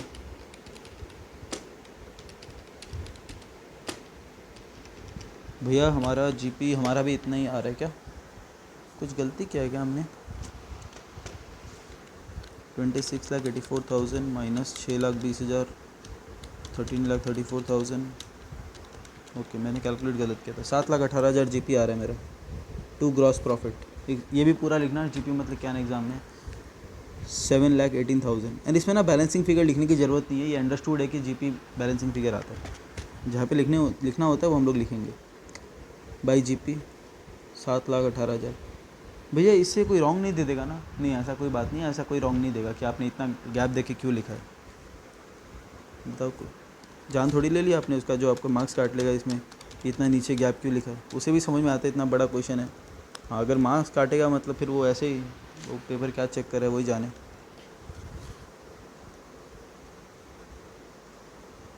मेरे ख्याल से यही ज़्यादा है, फिर भी ज़्यादा चांसेस तो रहता है ना। या फिर आपको लग रहा है कि दोनों साइड पहले टोटल करके देख लेना चाहिए, तो वो कर लेना, कोई बात नहीं है। जीपी आएगा या ग्रॉस नेट प्रॉफिट आएगा या नेट लॉस आएगा।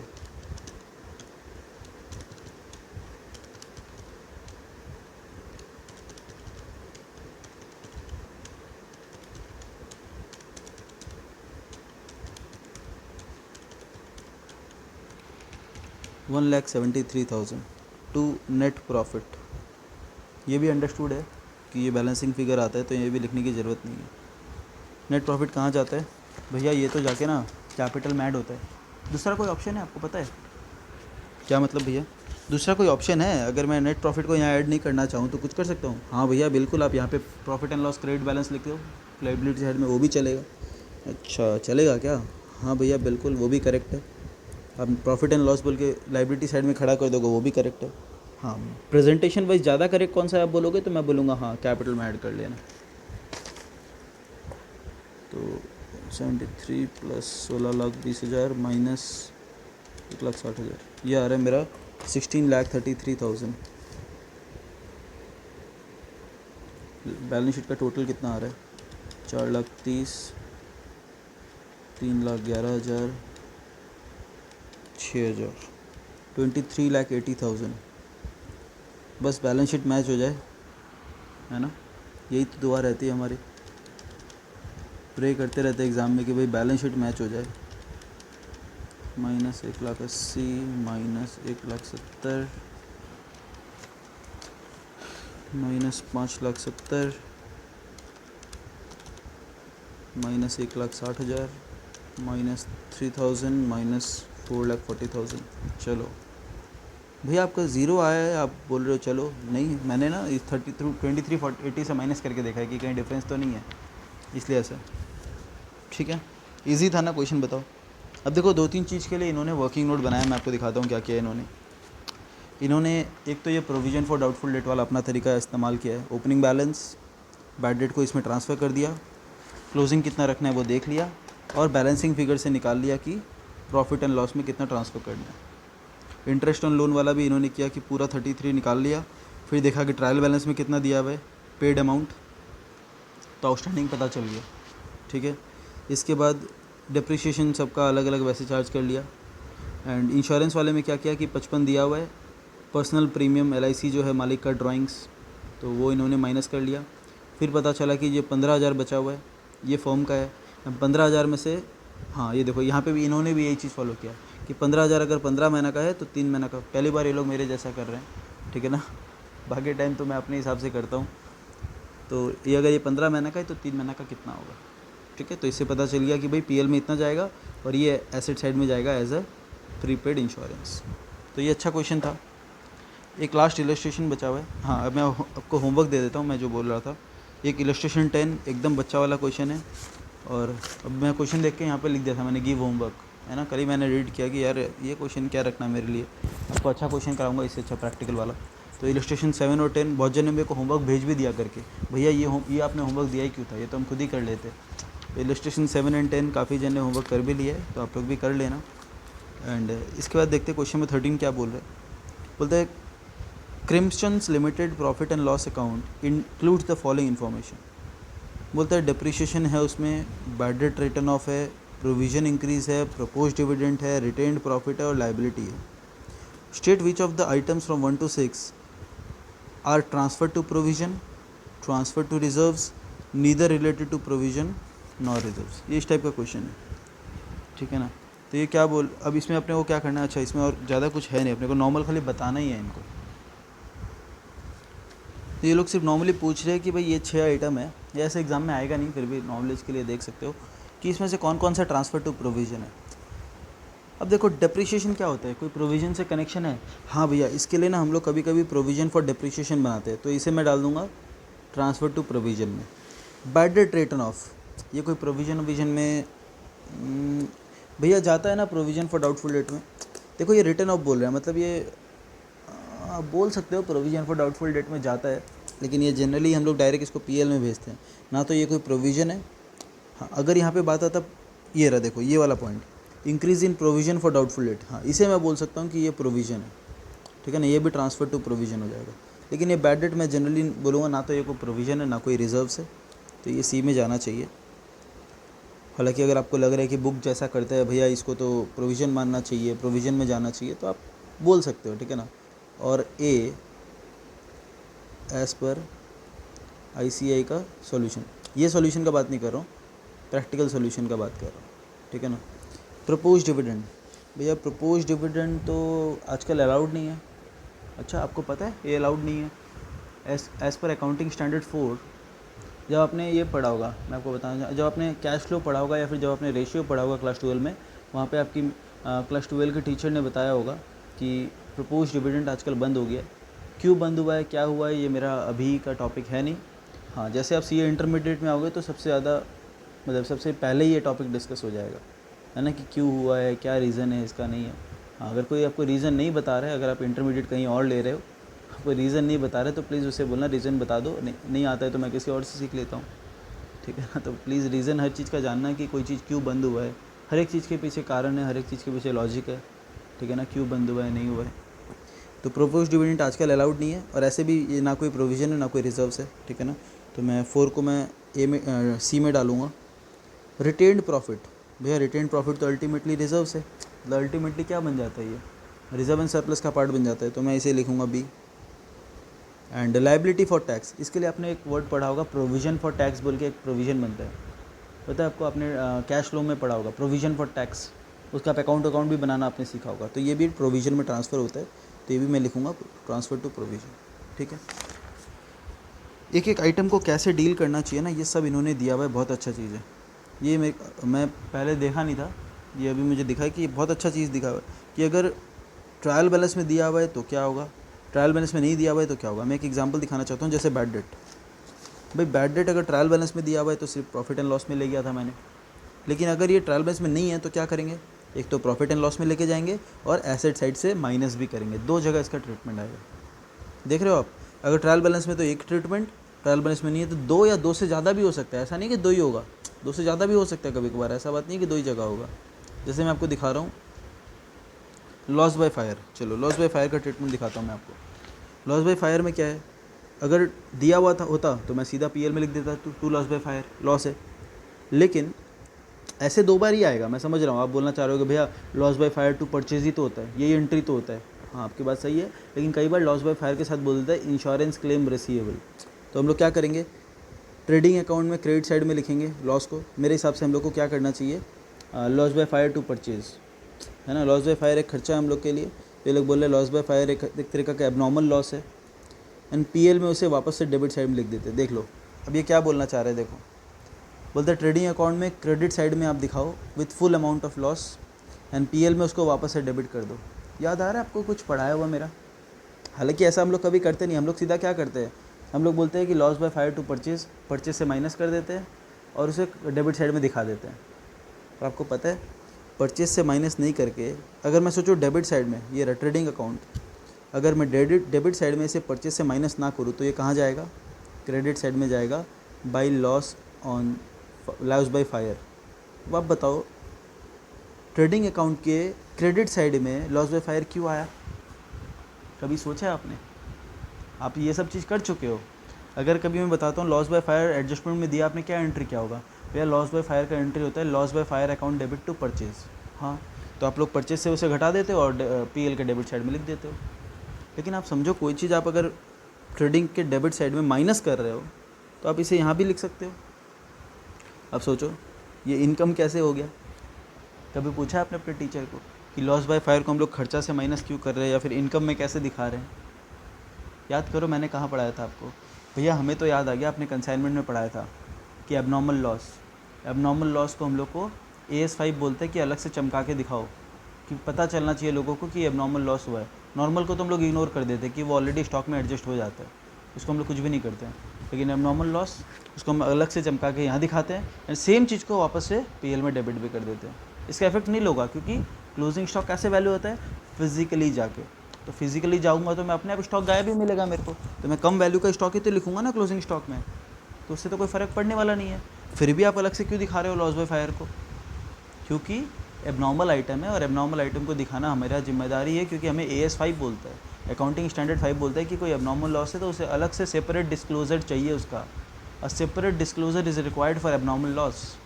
जिसने कंसाइनमेंट का क्लास सुना है मेरे एबनॉर्मल लॉस के बारे में उसे एक बार में समझ में आ रहा होगा, नहीं है तो प्लीज़ कंसाइनमेंट वाला क्लास सुन लो, या फिर कोई बात नहीं क्लास 11 में आपने रटा होगा वो फॉलो कर लो, ठीक है ना।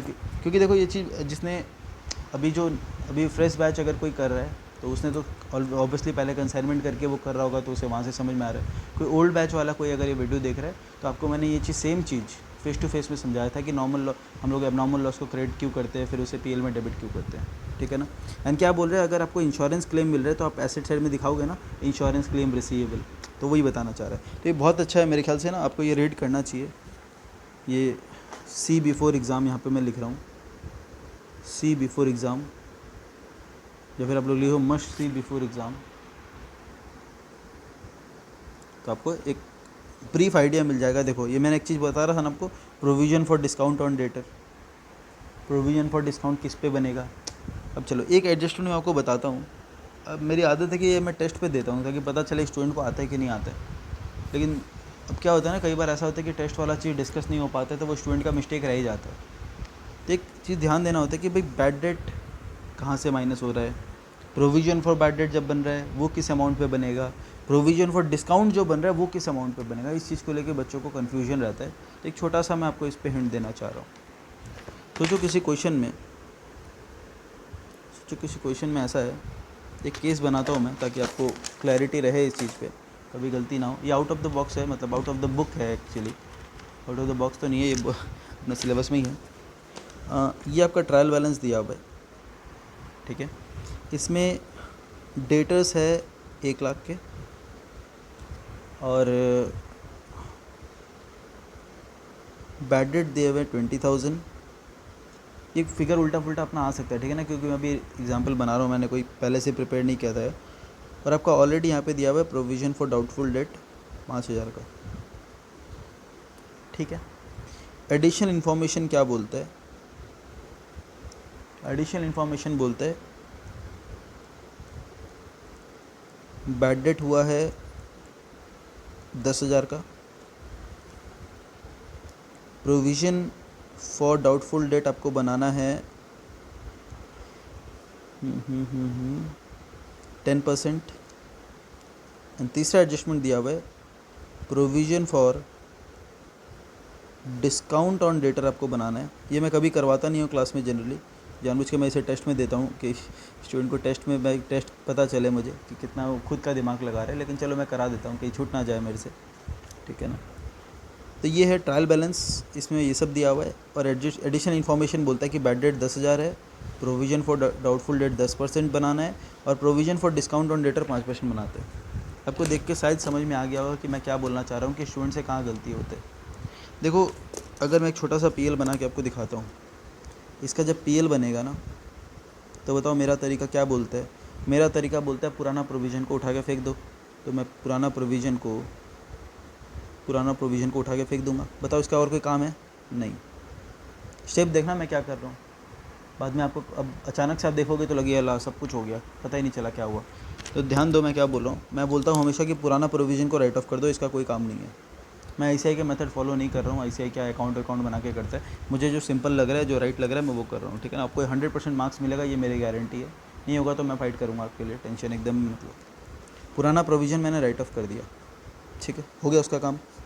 बताओ ये जो बैड डेट दिया इसे लिखना चाहिए, लेकिन इसके साथ एक एडजस्टमेंट है। बैड डेट का एक एडजस्टमेंट है, वो क्या बोलता है भैया, बैड डेट का एडजस्टमेंट बोलता है कि एक तो बैड डेट ट्रायल बैलेंस में दिया है वो एक ही जगह आएगा, तो मैं लिख रहा हूँ टू बैड डेट 20,000, इस पर कोई दिक्कत ही नहीं है। अच्छा ये बताओ, ये 20,000 माइनस करना चाहिए क्या हमें 10,000 से? भैया क्या मतलब? मेरा मतलब है जब मैं यहाँ पे डेटर्स लिखूँगा बैलेंस शीट में, जब मैं यहाँ बैलेंस शीट में डेटर्स लिखूँगा, तो क्या मुझे ये बैड डेट माइनस करना चाहिए? नहीं भैया। क्यों? क्योंकि ये ट्रायल बैलेंस में दिया हुआ है, इसका मतलब इट इज़ ऑलरेडी एडजस्टेड। वो जो जर्नल एंट्री होता है bad debt account debit to debtor, it is already past, मतलब डेटर ऑलरेडी कम होके आया है। समझ में आ रहा है? मैं ये 20,000 की बात कर रहा हूँ एक बार आपसे। अच्छा ठीक है, तो 20,000 मैंने एक जगह लिख दिया, और डेटर यहाँ पे जो दिया हुआ था एक बार मैं यहाँ पे इनर कॉलम में लिख लेता हूँ 1 लाख, ठीक है, इनर कॉलम में लिखा है मैंने। ये 20,000 वापस लिखने का यहाँ पे नहीं भैया, ऐसे भी एक जगह आएगा क्योंकि ऑलरेडी एडजस्टेड है। Bad debt account debit to debtor already हो चुका है, तो बैड डेट यहाँ पे आ गया और डेटर ऑलरेडी लेस हो चुका है, हमें कुछ नहीं करना है। अब मैं आता हूँ ये बैड डेट पे। एडजस्टमेंट में बैड डेट दिया, इसका मतलब कुछ और भी बैड डेट हुआ था जो हमने रिकॉर्ड नहीं किया है। तो अब अगर मैं रिकॉर्ड करूँगा तो उसका एडजस्टमेंट 2 जगह जाएगा, तो मेरा बैड डेट का अमाउंट जो है खर्चा का वो भी बढ़ जाएगा, और मेरे डेटर्स का जो अमाउंट है 10,000 वो भी माइनस हो जाएगा। ये कितना बचा 90,000 एंड ये कितना ये हो गया 30,000। काम ख़त्म। इस बैड डेट का मेरा काम ख़त्म, इस बैड डेट का मेरा काम ख़त्म। अब झगड़ा किस पे लगता है पता है आपको? झगड़ा लगता है कि ये प्रोविज़न पहले बनेगा कि ये प्रोविज़न फॉर डिस्काउंट पहले बनेगा। या फिर कभी कभी ऐसा भी होता है कि भैया बैड डेट पहले माइनस होगा या बाद में होगा। ऐसा कम होता है, फिर भी मैं बता रहा हूँ कि कभी कभी स्टूडेंट ये भी गलती कर बैठते हैं। देखो मेरा सिंपल सा बात ये है, प्रोविज़न फॉर डाउटफुल डेट क्यों बनता है पहले ये सोचो। भैया प्रोविज़न फॉर डाउटफुल डेट इसलिए बनता है क्योंकि हमें लगता है कि कुछ डेटर है ना जो पैसा नहीं देंगे, दे आर डाउटफुल, मतलब हमें डाउट है कि वो पैसा देगा या नहीं देगा, तो हम क्या करते हैं उस पर एक प्रोविज़न बनाते हैं। क्यों बनाते हैं? क्योंकि प्रूडेंस कंसेप्ट हमें बोलता है, कंजर्वेटिज्म कंसेप्ट हमें बोलता है कि अगर आपको लगता है कि फ्यूचर में नुकसान होने वाला है तो उसका प्रोविज़न पहले से बना के रखो, राइट। तो हम उसके लिए प्रोविज़न बनाते हैं। तो ये बताओ कि हम लोग कौन से डेटर पे बनाएंगे, जिससे हम पैसा पाते थे या जिससे पैसा पाएंगे? भैया दोनों में डिफरेंस क्या है? पाते थे मतलब मैं शुरू से सोच रहा था कि इतना पैसा मेरे को 1 लाख रुपया मेरे को पाना है, और मैं बोल रहा हूँ पाते हैं का मतलब आज आप कितना रुपया पाते हो 90,000, क्योंकि जो 10,000 रुपये आपको पाना था वो ऑलरेडी डूब चुका है। बताओ प्रोविज़न किस पे बनाओगे? जो पैसा फ्यूचर में डूबेगा। मैं क्या बोल रहा हूँ? जो पैसा फ्यूचर में डूबेगा या डूब सकता है। जो पैसा ऑलरेडी डूब चुका है, 10,000 ऑलरेडी बैड डेट हो चुका है, इस पे प्रोविज़न बना के कोई फ़ायदा है क्या? ये बताओ। जो पैसा ऑलरेडी डूब चुका है उस पर प्रोविज़न बना के कोई फ़ायदा है क्या? नहीं।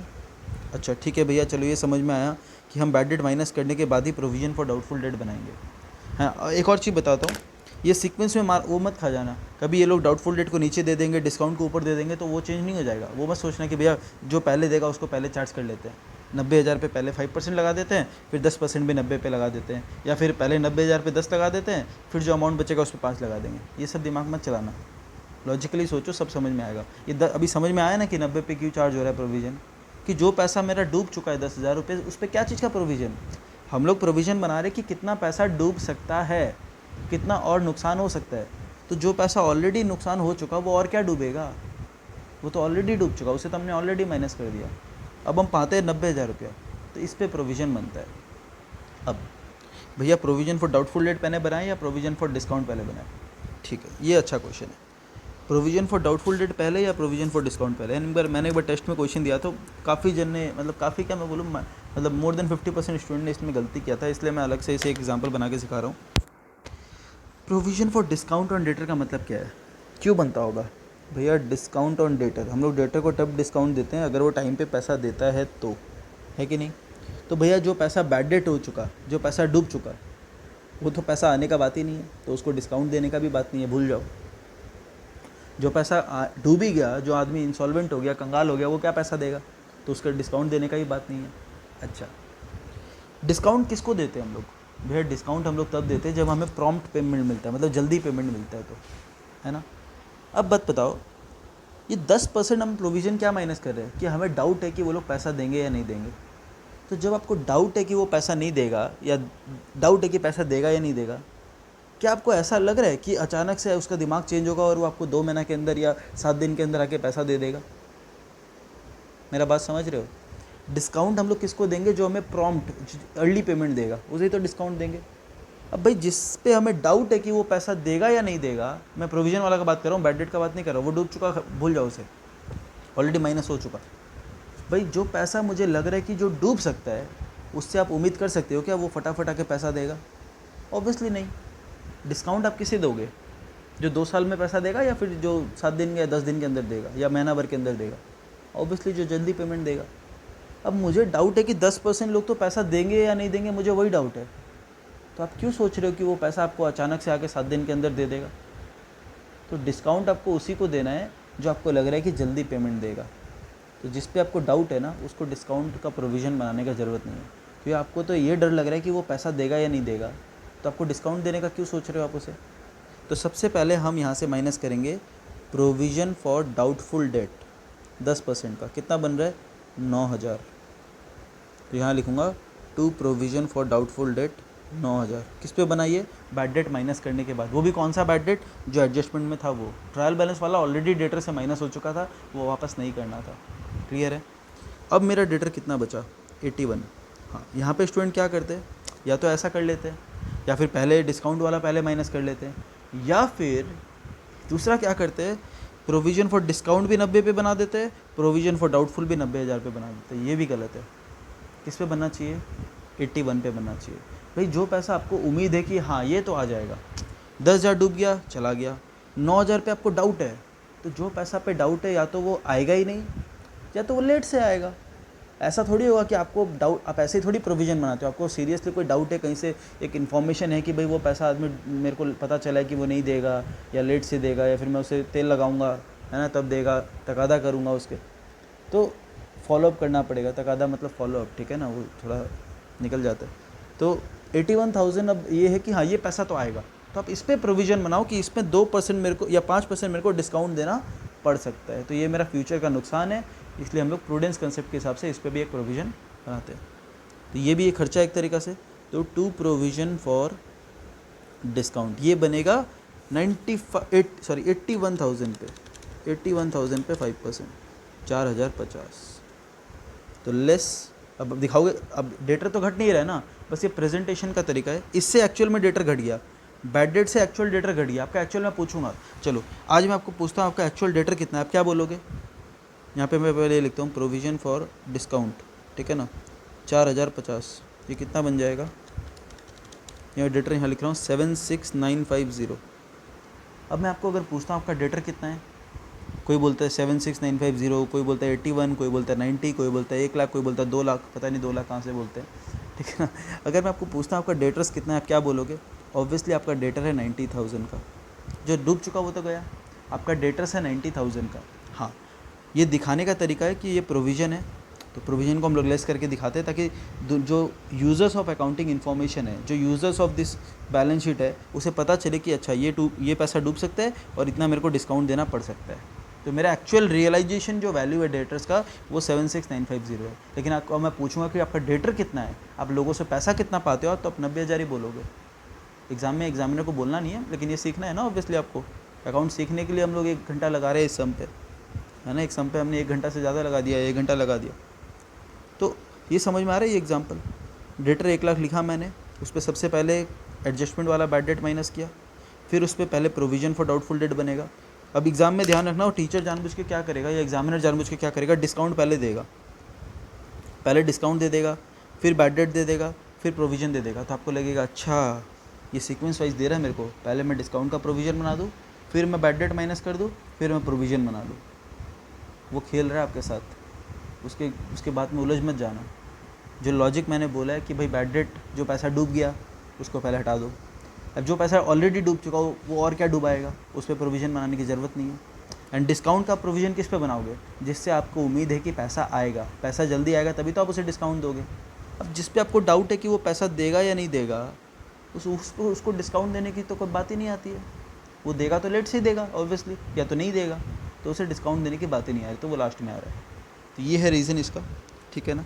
अगर 11 में आपने किया हो तो अच्छा बात है, नहीं किया तो आपको मेरे टेस्ट में कहीं ना कहीं शायद दिख जाएगा, नहीं दिखे तो चलो एटलीस्ट आपने सीख तो लिया ही, ठीक है ना। एग्ज़ाम में मेरे ख्याल से बुक में ऐसा क्वेश्चन है नहीं, लेकिन अच्छा है, सीखा हुआ आपका काम ही आएगा, ठीक है। प्रैक्टिकल 1 करते हैं। प्रैक्टिकल 1 भी बड़ा क्वेश्चन है, लेकिन ये करने से मेरे ख्याल से अपना क्लास थोड़ा सा बड़ा हो जाएगा, ठीक है, कोई दिक्कत नहीं है, एक दिन बड़ा क्लास कर लो आप लोग, ठीक है। प्रैक्टिकल 1 पे आते हैं। मैं प्रैक्टिकल 1 में ज़्यादा टाइम नहीं लगाऊंगा, आपको मैंने सिखा दिया अप्रोच कैसा है, तो मैं फटाफट करूँगा। जहाँ भी मुझे लगेगा कि ज्ञान देना है तो वो तो मैं दूंगा ही, आपको बोलने की ज़रूरत ही नहीं पड़ेगी। तो प्रैक्टिकल 1 पे आते हैं।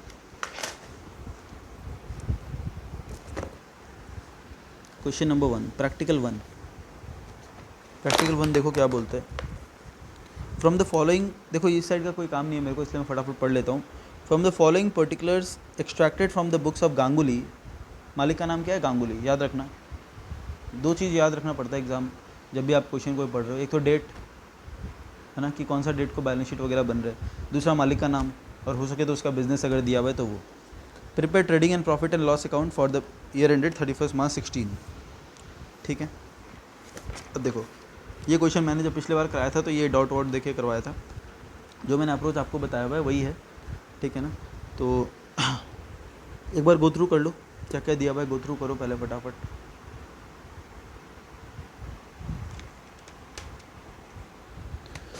पहला एडजस्टमेंट देखो किस चीज़ के ऊपर है, value of stock as on 31 March 16, इसी डेट का हम लोग बना रहे थे, मुझे ध्यान आ रहा है कि पढ़ा था हमने अभी, 3,93,000, ठीक है। तो इसे यहीं पे मैं मार्क करूँगा क्योंकि ऊपर तो कोई क्लोजिंग स्टॉक है नहीं। दिस इंक्लूड्स, अब इसमें कोई स्टॉक इंक्लूड है, return by the customer on 31 मार्च, जो कस्टमर ने 31 मार्च को ही रिटर्न कर दिया, to the value of 15,000 for which no entry has been passed. तो कस्टमर ने 15,000 रुपये का गुड्स रिटर्न किया था और वो इसमें ऑलरेडी इंक्लूडेड है।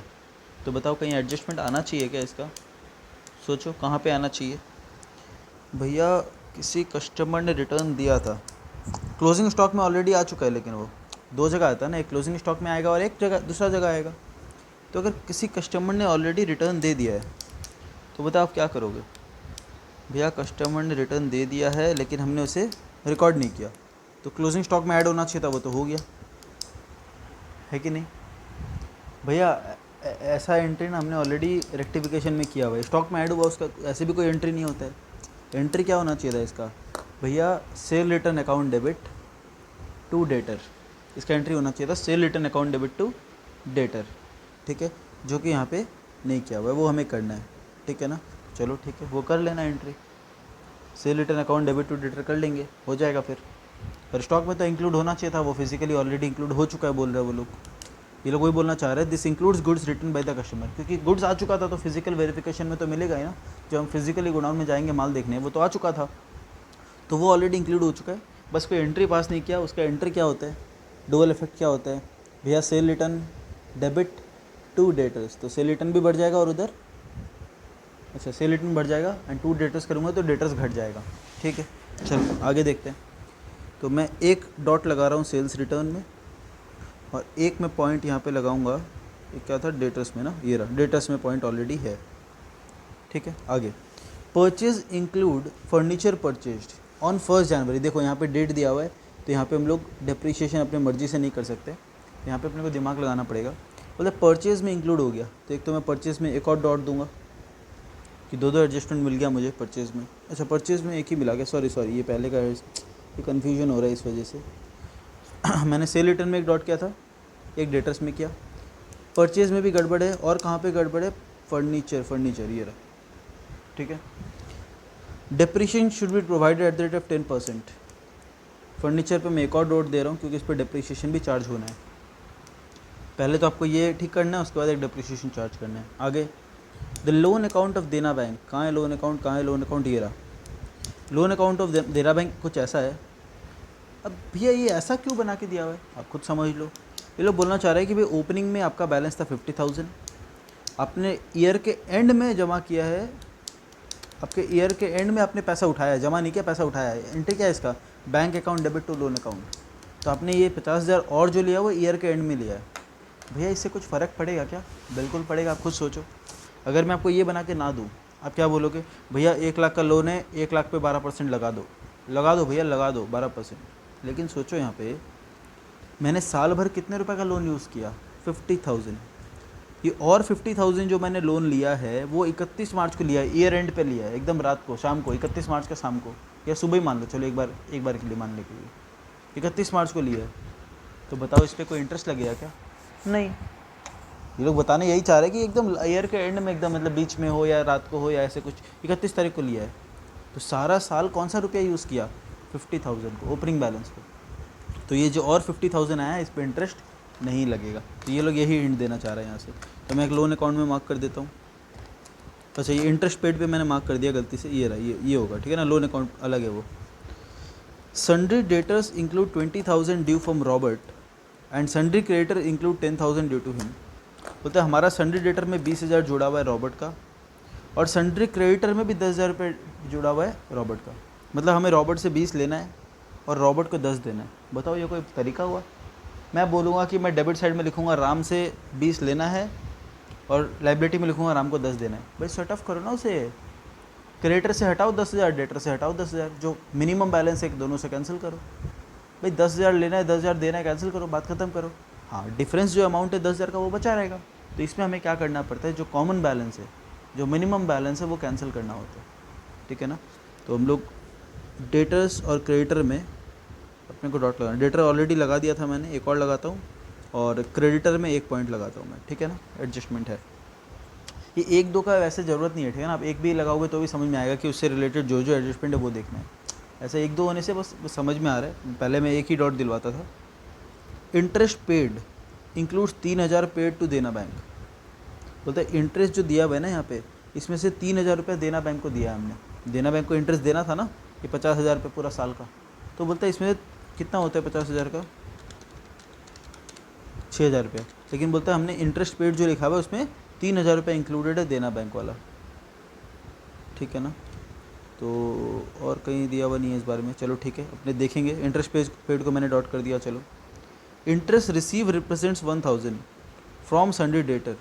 क्या बोलना चाह रही है भैया, इंटरेस्ट रिसीव जो हुआ है उसमें से 1,000 रुपया हमने डेटर से लिया है। भैया ऐसा भी होता है डेटर से इंटरेस्ट? हाँ, मैं आपको इसके ऊपर एक चैप्टर पढ़ाऊँगा, अकाउंट करेंट, जो मैंने मॉड्यूल 1 में एक बार के लिए छोड़ा हुआ है। छोड़ा क्या है, डेफ़र किया है मैंने टॉपिक, ठीक है ना, कि मैं कराऊँगा आपको आगे, और वो पक्का से कराऊँगा। उस पर पक्का से 5 मार्क्स का क्वेश्चन आता है, तो उसमें मैं बताऊँगा आपको कि क्या होता है देखो जनरली क्या होता है ना, ये मैं बता देता हूँ आपको। जनरली प्रैक्टिकली मैंने जो देखा है, ये सूरत वगैरह से जो लोग माल लाते हैं ना सामान, सूरत आपको पता होगा साड़ीज़ वगैरह के लिए फ़ेमस है। तो वहाँ के जो बिज़नेसमैन हैं उन लोगों का एक साफ पॉलिसी है कि भाई 21 दिन के लिए या 30 दिन, जो मुझे एग्जैक्टली ध्यान नहीं आ रहा है, तो वो लोग लिख के देते हैं बिल में कि भाई इतना दिन का ड्यू है, आपको मैं अलाउ करूँगा। उसके बाद ना वो लोग तगादा वगादा नहीं करते होते हैं बीच बीच में। अगर आप 21 दिन से लेट कर देते हो ना पैसा देने में, वो वहाँ पे इंटरेस्ट जोड़ना चालू कर देता है पैसा में। यहाँ पे तो ऐसा नहीं है, यहाँ तो कोई 5 महीना तक भी ना दे तो कोई खबर नहीं है। माल लेके चला गया, 1 साल तक उसका अता पता नहीं है, उसको हाथ पैर जोड़ के उससे पैसा मांग लेते। लेकिन सूरत में क्या है, वो लोग इंटरेस्ट जोड़ते रहते हैं। और आपको अगर उनके साथ बिज़नेस करना है तो अल्टीमेटली लेना तो पड़ेगा ही माल, क्योंकि होलसेलर लोग वही है मेन, जो साड़ी के जो सही रेट में आपको माल देंगे। तो जो सूरत से माल वगैरह लाते हैं तो उनको पता है कि जो अगर किसी का कपड़ा काम है तो उसने प्रैक्टिकली देखा होगा ये चीज़ को, कि उन लोग इंटरेस्ट जोड़ने लग जाते हैं लेजर में। वो लेजर में चार्ज करते रहते हैं, इंटरेस्ट बताएंगे भी नहीं, लेजर में चार्ज करेंगे। जब फ़ोन किया जाएगा भैया पैसा कितना ड्यू है, बोल देंगे इतना ड्यू है, और वो लोग लेजर भेज देंगे, तो वो समझ में आ जाएगा कि इंटरेस्ट चार्ज किया हुआ है इसमें। तो यहाँ पे बोला हुआ है कि इंटरेस्ट हमने रिसीव किया है 1,000 रुपये डेटर से, और बाकी जो है वो इन्वेस्टमेंट एंड डिपॉजिट्स का होगा। इन्वेस्टमेंट पे इंटरेस्ट आ रहा है, डिपॉजिट्स पे इंटरेस्ट आ रहा है, वो सब। एक इसमें बुक में एक गलती है जो मैंने काफ़ी बार नहीं, पिछले बार मतलब जो मैंने भेजा था इंस्टीट्यूट को, उसमें 2 बार तो शायद मैंने फॉलोअप कर लिया इस चीज़ पे, लेकिन अभी तक ये ठीक हुआ नहीं है। ये 72,500 है नया बुक में भी, ये होगा 7250। प्लीज़ इसे करेक्ट कर लो, ये 7250 होगा, ठीक है। अगर आपके बुक में 72,500 है तो प्लीज़ करेक्ट इट, ये 7250 होगा, ठीक है। तो इसको मैं एक डॉट देता हूँ कि इंटरेस्ट रिसीव में 1,000 रुपये तो डेटर का है, और बाकी आपका इन्वेस्टमेंट का है, और ये रहा इन्वेस्टमेंट का है, ये इन्वेस्टमेंट का है और डिपॉजिट्स का है, ठीक है ना। Provide for interest payable to Dena bank. बोलते देना बैंक को कुछ इंटरेस्ट पेबल है, आपको दिख ही दिया होगा कि भाई 6,000 देना था, 3,000 ही पे हुआ है अभी तक, 3,000 का पेबल बनाओ। And for interest receivable on interest and deposit. बोलता है इंटरेस्ट कितना रिसीव किया वो देख लो, और जितना और रिसीव करना है वो रिसीवेबल बना दो। मेरे को ना इस पॉइंट की ज़रूरत नहीं है एक्चुअली। क्यों? क्योंकि ये नहीं बोलता तो भी मैं वही करता। मैं क्या देखता कि डिपॉजिट्स में कितना पैसा आना था, अगर डिपॉजिट में मुझे 10% मिलना चाहिए, इन्वेस्टमेंट में मुझे 5% मिलना चाहिए, तो मैं देखूंगा ना भाई कितना पैसा आया है, और इसमें 1,000 रुपये तो डेटर्स का है, तो जितना ड्यू है उसको मैं रिसीवेबल तो दिखाऊंगा ही। देना बैंक को 6,000 रुपये इंटरेस्ट देना था, 3,000 दिया है, तो 3,000 को मैं पेबल तो दिखाऊंगा ही। तुम क्या अलग से क्यों बता रहे हो भाई? इतना दयावान होने की ज़रूरत नहीं है, इतना अच्छा एग्जामिनर नहीं मिलता है। ये एग्जामिनर आपको तेल लगा के बता रहे कि प्लीज़ आप ना प्रोविज़न बनाना, इसका एक लाइबिलिटी खड़ा करना, इसका एक एसेट खड़ा करना। ये नहीं बताता तो भी हमें करना पड़ता। Make provision for doubtful date at the rate of 5% on the balance under Sunday debtors. बोलते हैं संडे डेटर में जितना पैसा बैलेंस बचा है उस पर 5% का प्रोविज़न बनाओ। तो मैं देखूंगा कोई पुराना प्रोविज़न है क्या, कोई पुराना प्रोविज़न बना हुआ है क्या। नहीं, मुझे नहीं दिखाई दे रहा है कि कोई पुराना प्रोविज़न है। No such provision need to be made for deposit. बोलता है डिपॉजिट्स के ऊपर कोई प्रोविज़न बनाओ, ऐसा कोई आपका डिपॉजिट नहीं है जो डूबने वाला है। बस मेरा क्वेश्चन यहीं पे ख़त्म होता है। फटाफट करते हैं इसे स्टार्ट, और आपको पता है कैसे करना है इसे। फॉर्मेट एक साथ बना लो और उसे पुट करते जाएंगे, ठीक है ना। तो ट्रेडिंग एंड आइटम ज़्यादा है नहीं, फिर भी मैं पूरा पेज ही लूँगा एक बार। Profit, trading and profit and loss account, ये एंड फिगर में भी लिख सकते हो आप ऐसे, ठीक है ना। For the year ended 31 March 16, नई बुक में भी शायद 16 ही है।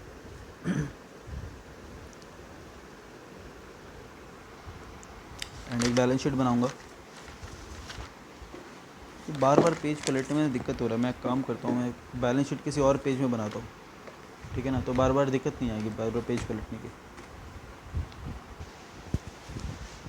मैं एक सेपरेट कॉपी में बैलेंस शीट बना रहा हूँ, आपको ऐसा नहीं करना है, ठीक है ना।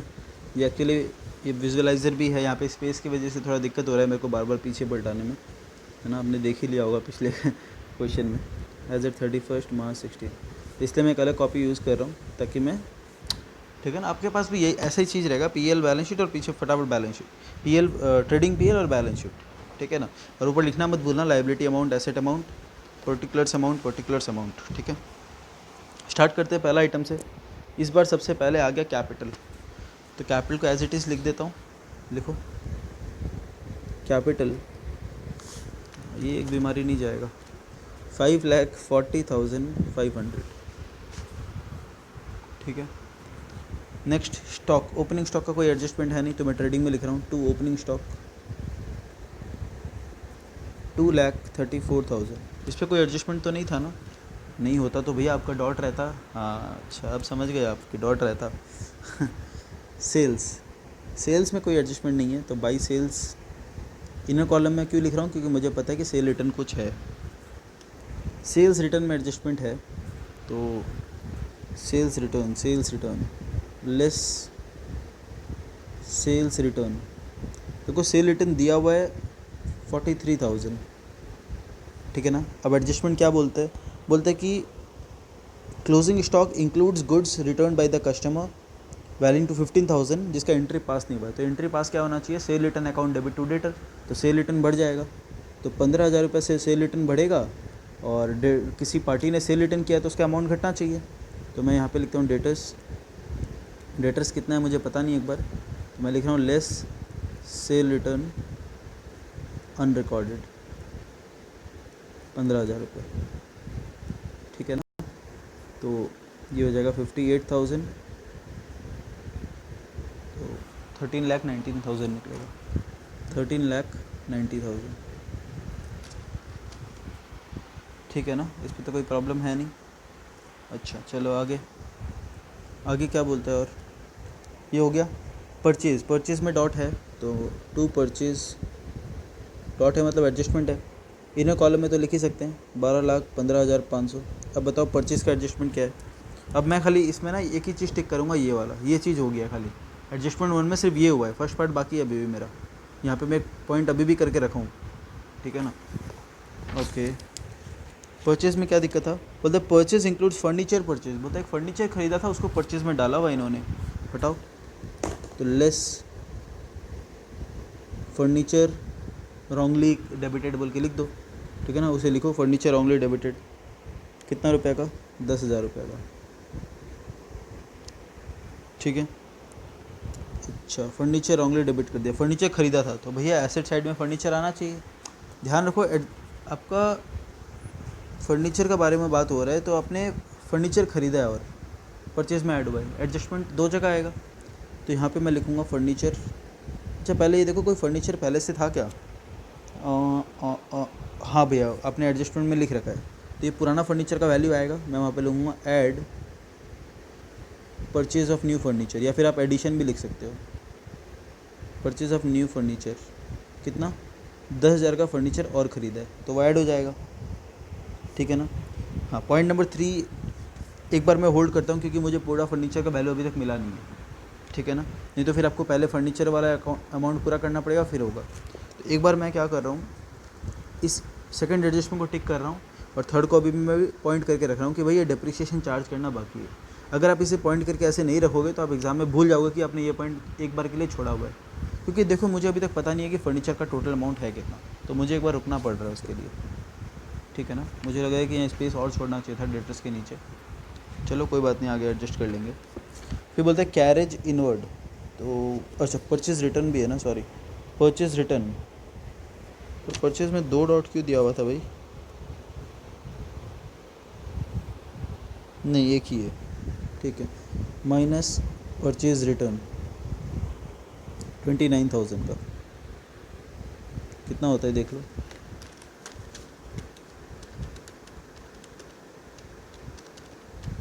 देखो अगर आपको लग रहा है कि मैं लॉन्ग कट करा रहा हूँ या उतना फ्लेक्सिबल आप नहीं हुए इस मेथड से, तो आप अपने तरीक़ा से कर सकते हो जैसा आप करते हो। बस इसमें मुझे ये पता है कि बैलेंस शीट आपका पक्का मैच होगा, गलती आप नहीं करोगे और टाइम सेव होगा अल्टीमेटली एग्ज़ाम में आपका।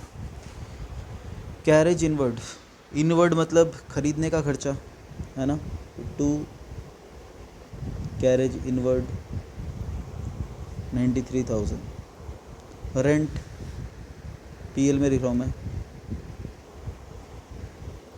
28,500, सैलरी 46,500, सन्डी डेटर ये रहा, मिल गया मुझे अमाउंट 1,20,000। बताओ इस पर क्या एडजस्टमेंट दिया हुआ है भैया। एक एडजस्टमेंट जो था आपने तो कर ही लिया, एक डॉट को टिक मार लो। दूसरा क्या है, बोलता है सन्डी debtors include 20,000 due from Robert and सन्डी creditors include 10,000 due from Robert. अब सन्डी क्रेडिटर आया नहीं है लेकिन मैं लिख लेता हूँ यहाँ पे, सन्डी क्रेडिटर कुछ अमाउंट आएगा। अब इनका एडजस्टमेंट क्या बोल रहे हैं कि एक ऐसा आदमी है रॉबर्ट जिससे हम लोग 20,000 पाते हैं लेकिन वो भी हमसे 10 पाता है, तो कितने अमाउंट को आप कैंसिल कर सकते हो, 10,000 को कैंसिल कर सकते हैं ना दोनों साइड से, तो minus due to Robert, Robert को 10 देना है वो कैंसिल कर दो, minus due from Robert 10,000 minus कर देते हैं, ठीक है। तो कुछ प्रोविज़न बनाना है ना अपने को, तो यहाँ पे थोड़ा स्पेस का कमी हो गया, कोई बात नहीं एडजस्ट कर लेना। तो ये दोनों जगह मैंने कर लिया, 2 एडजस्टमेंट आ गया इसका, और कुछ नहीं करना है आपको। तो ये एडजस्टमेंट नंबर 5 टिक कर लो, डेटर्स भी हो गया। इसके बाद दिया क्रेडिटर इसके बाद ही आ गया, चलो लिख लो 74,000 का क्रेडिटर है और कुछ है इसमें नहीं है, तो 64,000 ये निकल के आ जाएगा। डेटर्स अभी भी मैंने रोका क्योंकि डेटर्स में ऐसे भी 2 डॉट था, एक डॉट ये है एक डॉट ये है। अच्छा प्रोविज़न भी माइनस होता है, ये तो हमें ध्यान रखना है कि प्रोविज़न को ऐसे माइनस करके दिखाना होता है। एडजस्टमेंट कुछ नहीं है, बस वो प्रेजेंटेशन वैसा है कि डेटर से माइनस होकर दिखता है, तो कोई दिक्कत नहीं है। लोन फ्रॉम देना बैंक, तो लिखो यहाँ पे लोन फ्रॉम देना बैंक। अब लोन को अलग से लिख सकते हो, कोई बात नहीं है, 12% वाला, 12% का मतलब उसका इंटरेस्ट रेट है 12%। 1,00,000 रुपये आप लोन को लिख लो। इस क्वेश्चन में देखो अब इस क्वेश्चन में इन्होंने क्या किया है, लोन अलग लिखा है इंटरेस्ट अलग लिखा है। अब इनका कोई मतलब, अब ये गलत हो जाएगा माई बाप नहीं है बोलना, है ना, बोलते हैं ना इनका कोई माँ बाप नहीं है माई बाप नहीं है, कुछ भी करते हैं। तो पिछले क्वेश्चन में इन्होंने क्या किया, इंटरेस्ट जो आउटस्टैंडिंग था उसको लोन में जोड़ दिया, यहाँ पे इन्होंने अलग अलग दिखाया। तो मतलब ये लोग को जो मन आता है ना वो करते हैं। तो इन लोग के सॉल्यूशन में मत जाया करो कि भाई आपने ये कराया, ICI ने ये कराया, उसमें मत जाया करो, इनका कोई भरोसा नहीं है, ये लोग कुछ भी बोलते हैं, ठीक है ना। तो लोन अलग से मैंने लिख दिया, बात ख़त्म। हाँ अब इस पर पॉइंट क्या दिया हुआ था, इसमें डॉट ये दिया हुआ था कि लोन जो है वो 50,000 ओपनिंग का है, बस आपको इन्फॉर्मेशन था कि 50,000 ओपनिंग का लोन है और जो बाकी 50,000 रुपया है वो एंड में लिया हुआ है। तो लोन अकाउंट में तो कोई फ़र्क नहीं होगा, ये इंटरेस्ट निकालने में हेल्प करेगा, तो ठीक है, हमें कोई दिक्कत नहीं है, चलो हो गया, हमने देख लिया, समझ लिया। तो पॉइंट नंबर 4 का और कोई काम है नहीं मेरे पास। हाँ इंटरेस्ट पेड अब आ गया। अब इंटरेस्ट पेड में ध्यान दो, इंटरेस्ट पेड बोलता है 4,500। तो अब मैं क्या करूँगा, एक इंटरेस्ट मुझे निकालना है, एक मिनट, चलो वर्किंग नोट बनाओ, working note 1,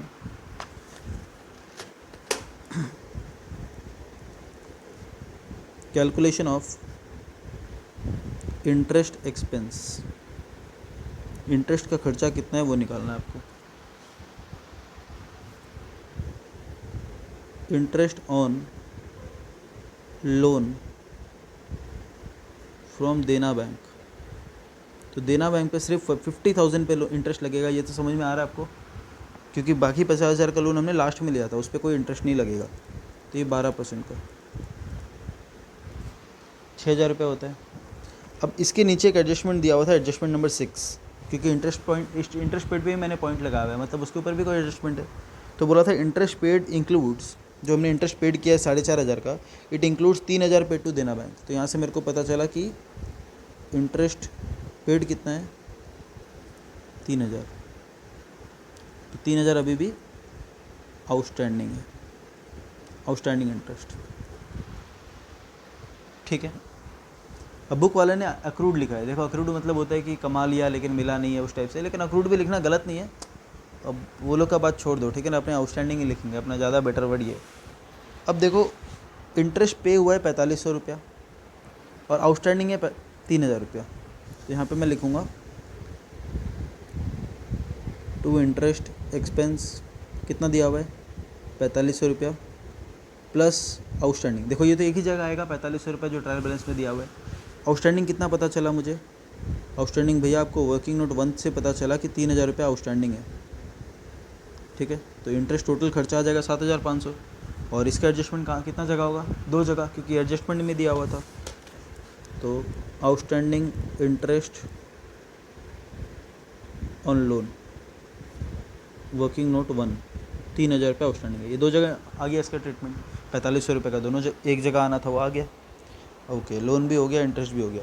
printing and stationery advertisement कोई एडजस्टमेंट नहीं है, फटाफट लिख लो। Printing and stationery to advertisement 17,000 56,000 17,000 56,000 56,000। ठीक है, इसके बाद इंटरेस्ट रिसीव्ड। अब इंटरेस्ट रिसीव में भी लोचा है, तो मैं आ जाता हूँ वर्किंग नोट 2 में, ये सब हो रखा है ना। हाँ, working note 2 calculation of interest income. देखो सबसे पहले बात करते हैं इन्वेस्टमेंट पे। इंटरेस्ट ऑन इन्वेस्टमेंट कितना होना चाहिए भैया, 25,000 का इन्वेस्टमेंट है और 1/4/2015 से ही है, शुरू से ही है, तो पूरा 5% इस पर ब्याज होगा। तो 25,000 का 5% 1,250 रुपया होता है, इतना मिलना चाहिए था। इसके बाद डिपॉजिट्स, इंटरेस्ट ऑन डिपॉजिट्स कितना, 1.5 लाख पे 10%, और ये भी शुरू से ही है 1/4/15 से, डेट आपको ध्यान रखना है, 15,000 रुपये। ठीक है, इंटरेस्ट फ्रॉम डेटर, ये सब इनकम है ना, इनकम फ्रॉम डेटर कितना, इंटरेस्ट फ्रॉम डेटर 1,000 रुपये।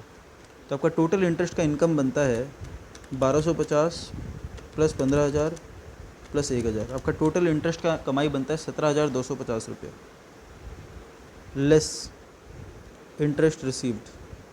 कितना रिसीव किया है 7,250, इसका मतलब है अक्रूड इंटरेस्ट, या फिर इसका दूसरा वर्ड क्या है, इंटरेस्ट रिसीवेबल।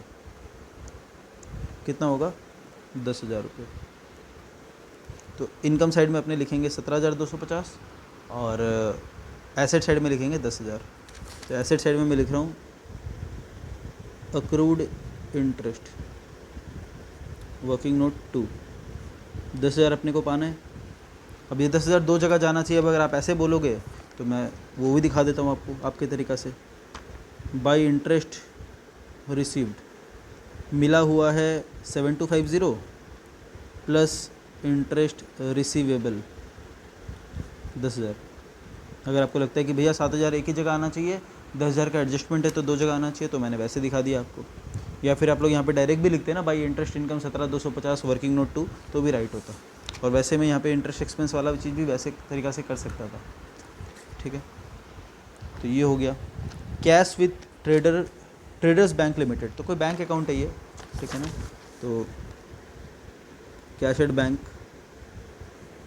40,000 रुपये। इसके बाद डिस्काउंट रिसीव्ड, इस पर तो कोई लोचा है नहीं, सीधा ही लिख दो इनकम इनकम इनकम में लिखो बाई डिस्काउंट रिसीव्ड 14,950। इन्वेस्टमेंट में कोई लोचा नहीं है, इन्वेस्टमेंट सीधा लिख दो, कोई चेंजेस हुआ नहीं है इन्वेस्टमेंट में। या फिर आप ब्रैकेट में 5% इन्वेस्टमेंट भी लिख सकते हो, एक साथ भी लिख सकते हो 5% इन्वेस्टमेंट। 25,000 का 25,000 ही रहेगा ये तो, इसमें तो कोई चेंजेस होना नहीं है ना। इन्वेस्टमेंट में कोई चेंज हुआ है क्या, इन्वेस्टमेंट पे कोई डॉट तो नहीं था। इन्वेस्टमेंट नहीं, वो एज इट इज़ रहेगा, सॉरी, कुछ चेंज नहीं है। फर्नीचर, आप फर्नीचर पे आ जाओ। फर्नीचर दिया हुआ है ओपनिंग बैलेंस 9,000 रुपया। लेकिन ये जो आपने नया फर्नीचर ख़रीदा है ना, इस पर आपको ध्यान देना चाहिए कि इसमें डेट दिया हुआ है, परचेज़ का डेट दिया 1/1/2016। इसका डिप्रिशिएशन चार्ज करने बोला है ना अब तो मैं लिखूँगा माइनस डिप्रिशिएशन, लेकिन मैं इसके लिए एक वर्किंग नोट बनाऊँगा क्योंकि यहाँ पे आपको कन्फ्यूजन होने वाला है sorry. To depreciation on furniture working note 3। Working note 3 में देखो, वर्किंग नोट 3 क्या बोलता है, वो तो हम लोग बनाएंगे भैया। चलो ठीक है, डिप्रिशिएशन, या फिर हेडिंग लिखना calculation of depreciation on furniture, ठीक है। डिप्रिशिएशन ऑन ओपनिंग बैलेंस 9,000 पे पूरा 10%, ठीक है। सॉरी 900 रुपया होगा, 9,000 का 10%, 9,000 ही लिख दिया मैंने, 900 रुपया plus depreciation on newly purchased furniture. ये लिखने का तरीका अलग अलग हो सकता है, ठीक है ना। कितना का ख़रीदा है, 10,000 का फर्नीचर और ख़रीदा है हमने, 10% डिप्रिशिएशन लगेगा, लेकिन ये ख़रीदा गया है 1 जनवरी 2016 में, तो सिर्फ 3 महीना का डिप्रिशिएशन चार्ज होगा, ठीक है ना।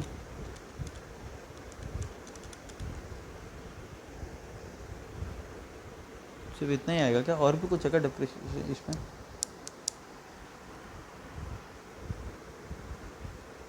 ठीक है, इतना ही आएगा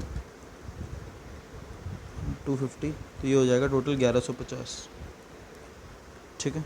तो यहाँ मैं लिखूँगा माइनस 1150 डिप्रिशिएशन में,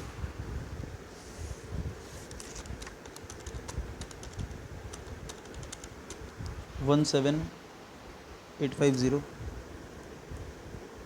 डिप्रिशिएशन में भी लिख दो 1150। सिंपल था, कुछ भी नहीं है, बस वहाँ पे कैलकुलेशन करता तो हौच-पौच हो जाता, इसलिए मैंने वर्किंग नोट बना लिया। इसके बाद डिस्काउंट अलाउड खर्चा है,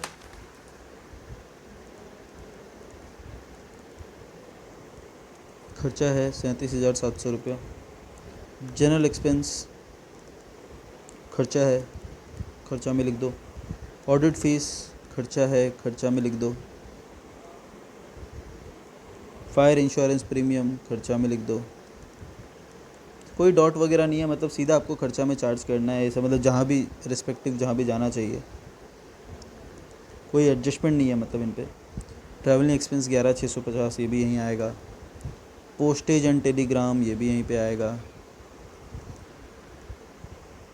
कैश इन हैंड, इस पर भी कोई एडजस्टमेंट है नहीं। भैया कैश पे भी एडजस्टमेंट हो सकता है, हाँ बोल सकता है, कैश चोरी हो गया था, एम्प्लॉय लेके भाग गया था, ये वो। अच्छा, डिपॉजिट्स, इस पर भी कोई चेंजेस है नहीं क्या, 10% डिपॉजिट्स भी लिख सकते हो आप। ड्राइंग्स, अब पता है ड्राइंग्स आपको एडजस्टमेंट में देगा तो आप क्या करोगे, एक कैपिटल से माइनस करोगे, एक कैश से माइनस करोगे कि इसने पैसा निकाला था, इसका कोई एंट्री हुआ नहीं। एंट्री क्या होगा, drawings account debit to cash, तो ये एडजस्टमेंट में देगा तो आप ड्राइंग कैश से भी माइनस करोगे। हालांकि ऐसा एडजस्टमेंट आपने देखा नहीं होगा, क्योंकि मैंने भी किसी क्वेश्चन में नहीं देखा, लेकिन पता होना चाहिए कि क्या आएगा।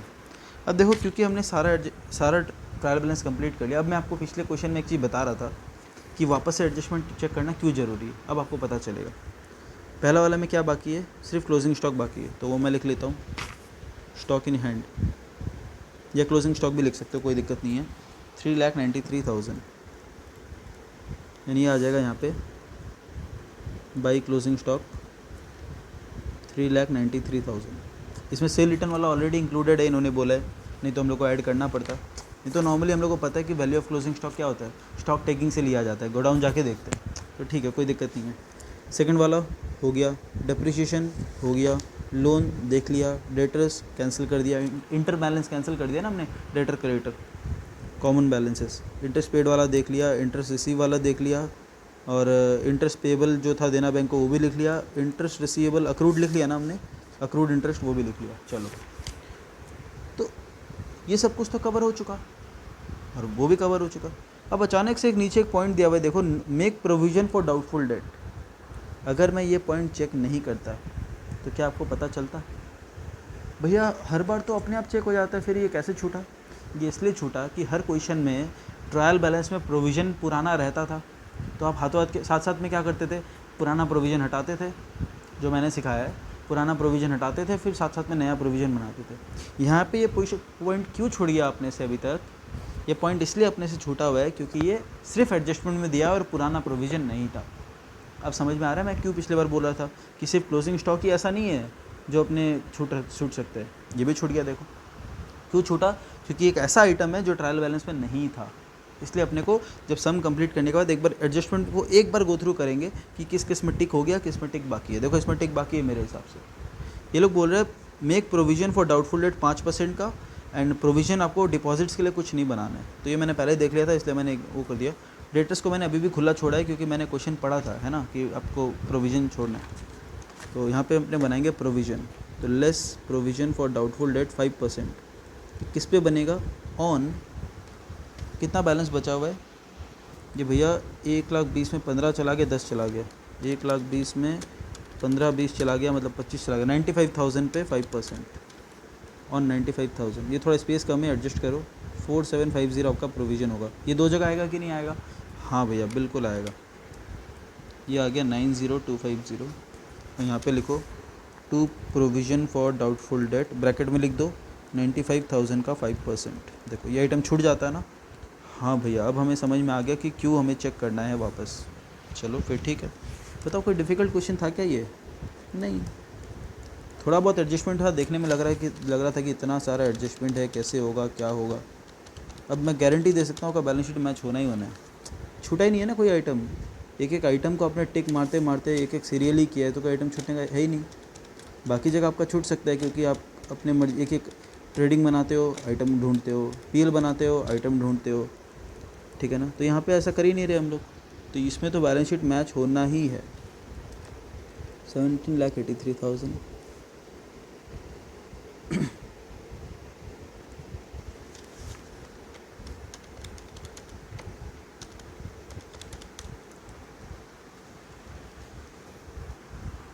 $311,700 इसका टोटल आ रहा है। -28,500 -46,500 -7,500 -17,000 -56,000 -1150 -37,700 -19,600 -6,500। वो इसको एक साथ कर लिया, 11,650 4,350 एंड 4,750, 70,500 टू नेट प्रॉफिट। अब इसको मैं बैलेंस शीट में ऐड कर दूंगा, प्लस नेट प्रॉफिट 70,500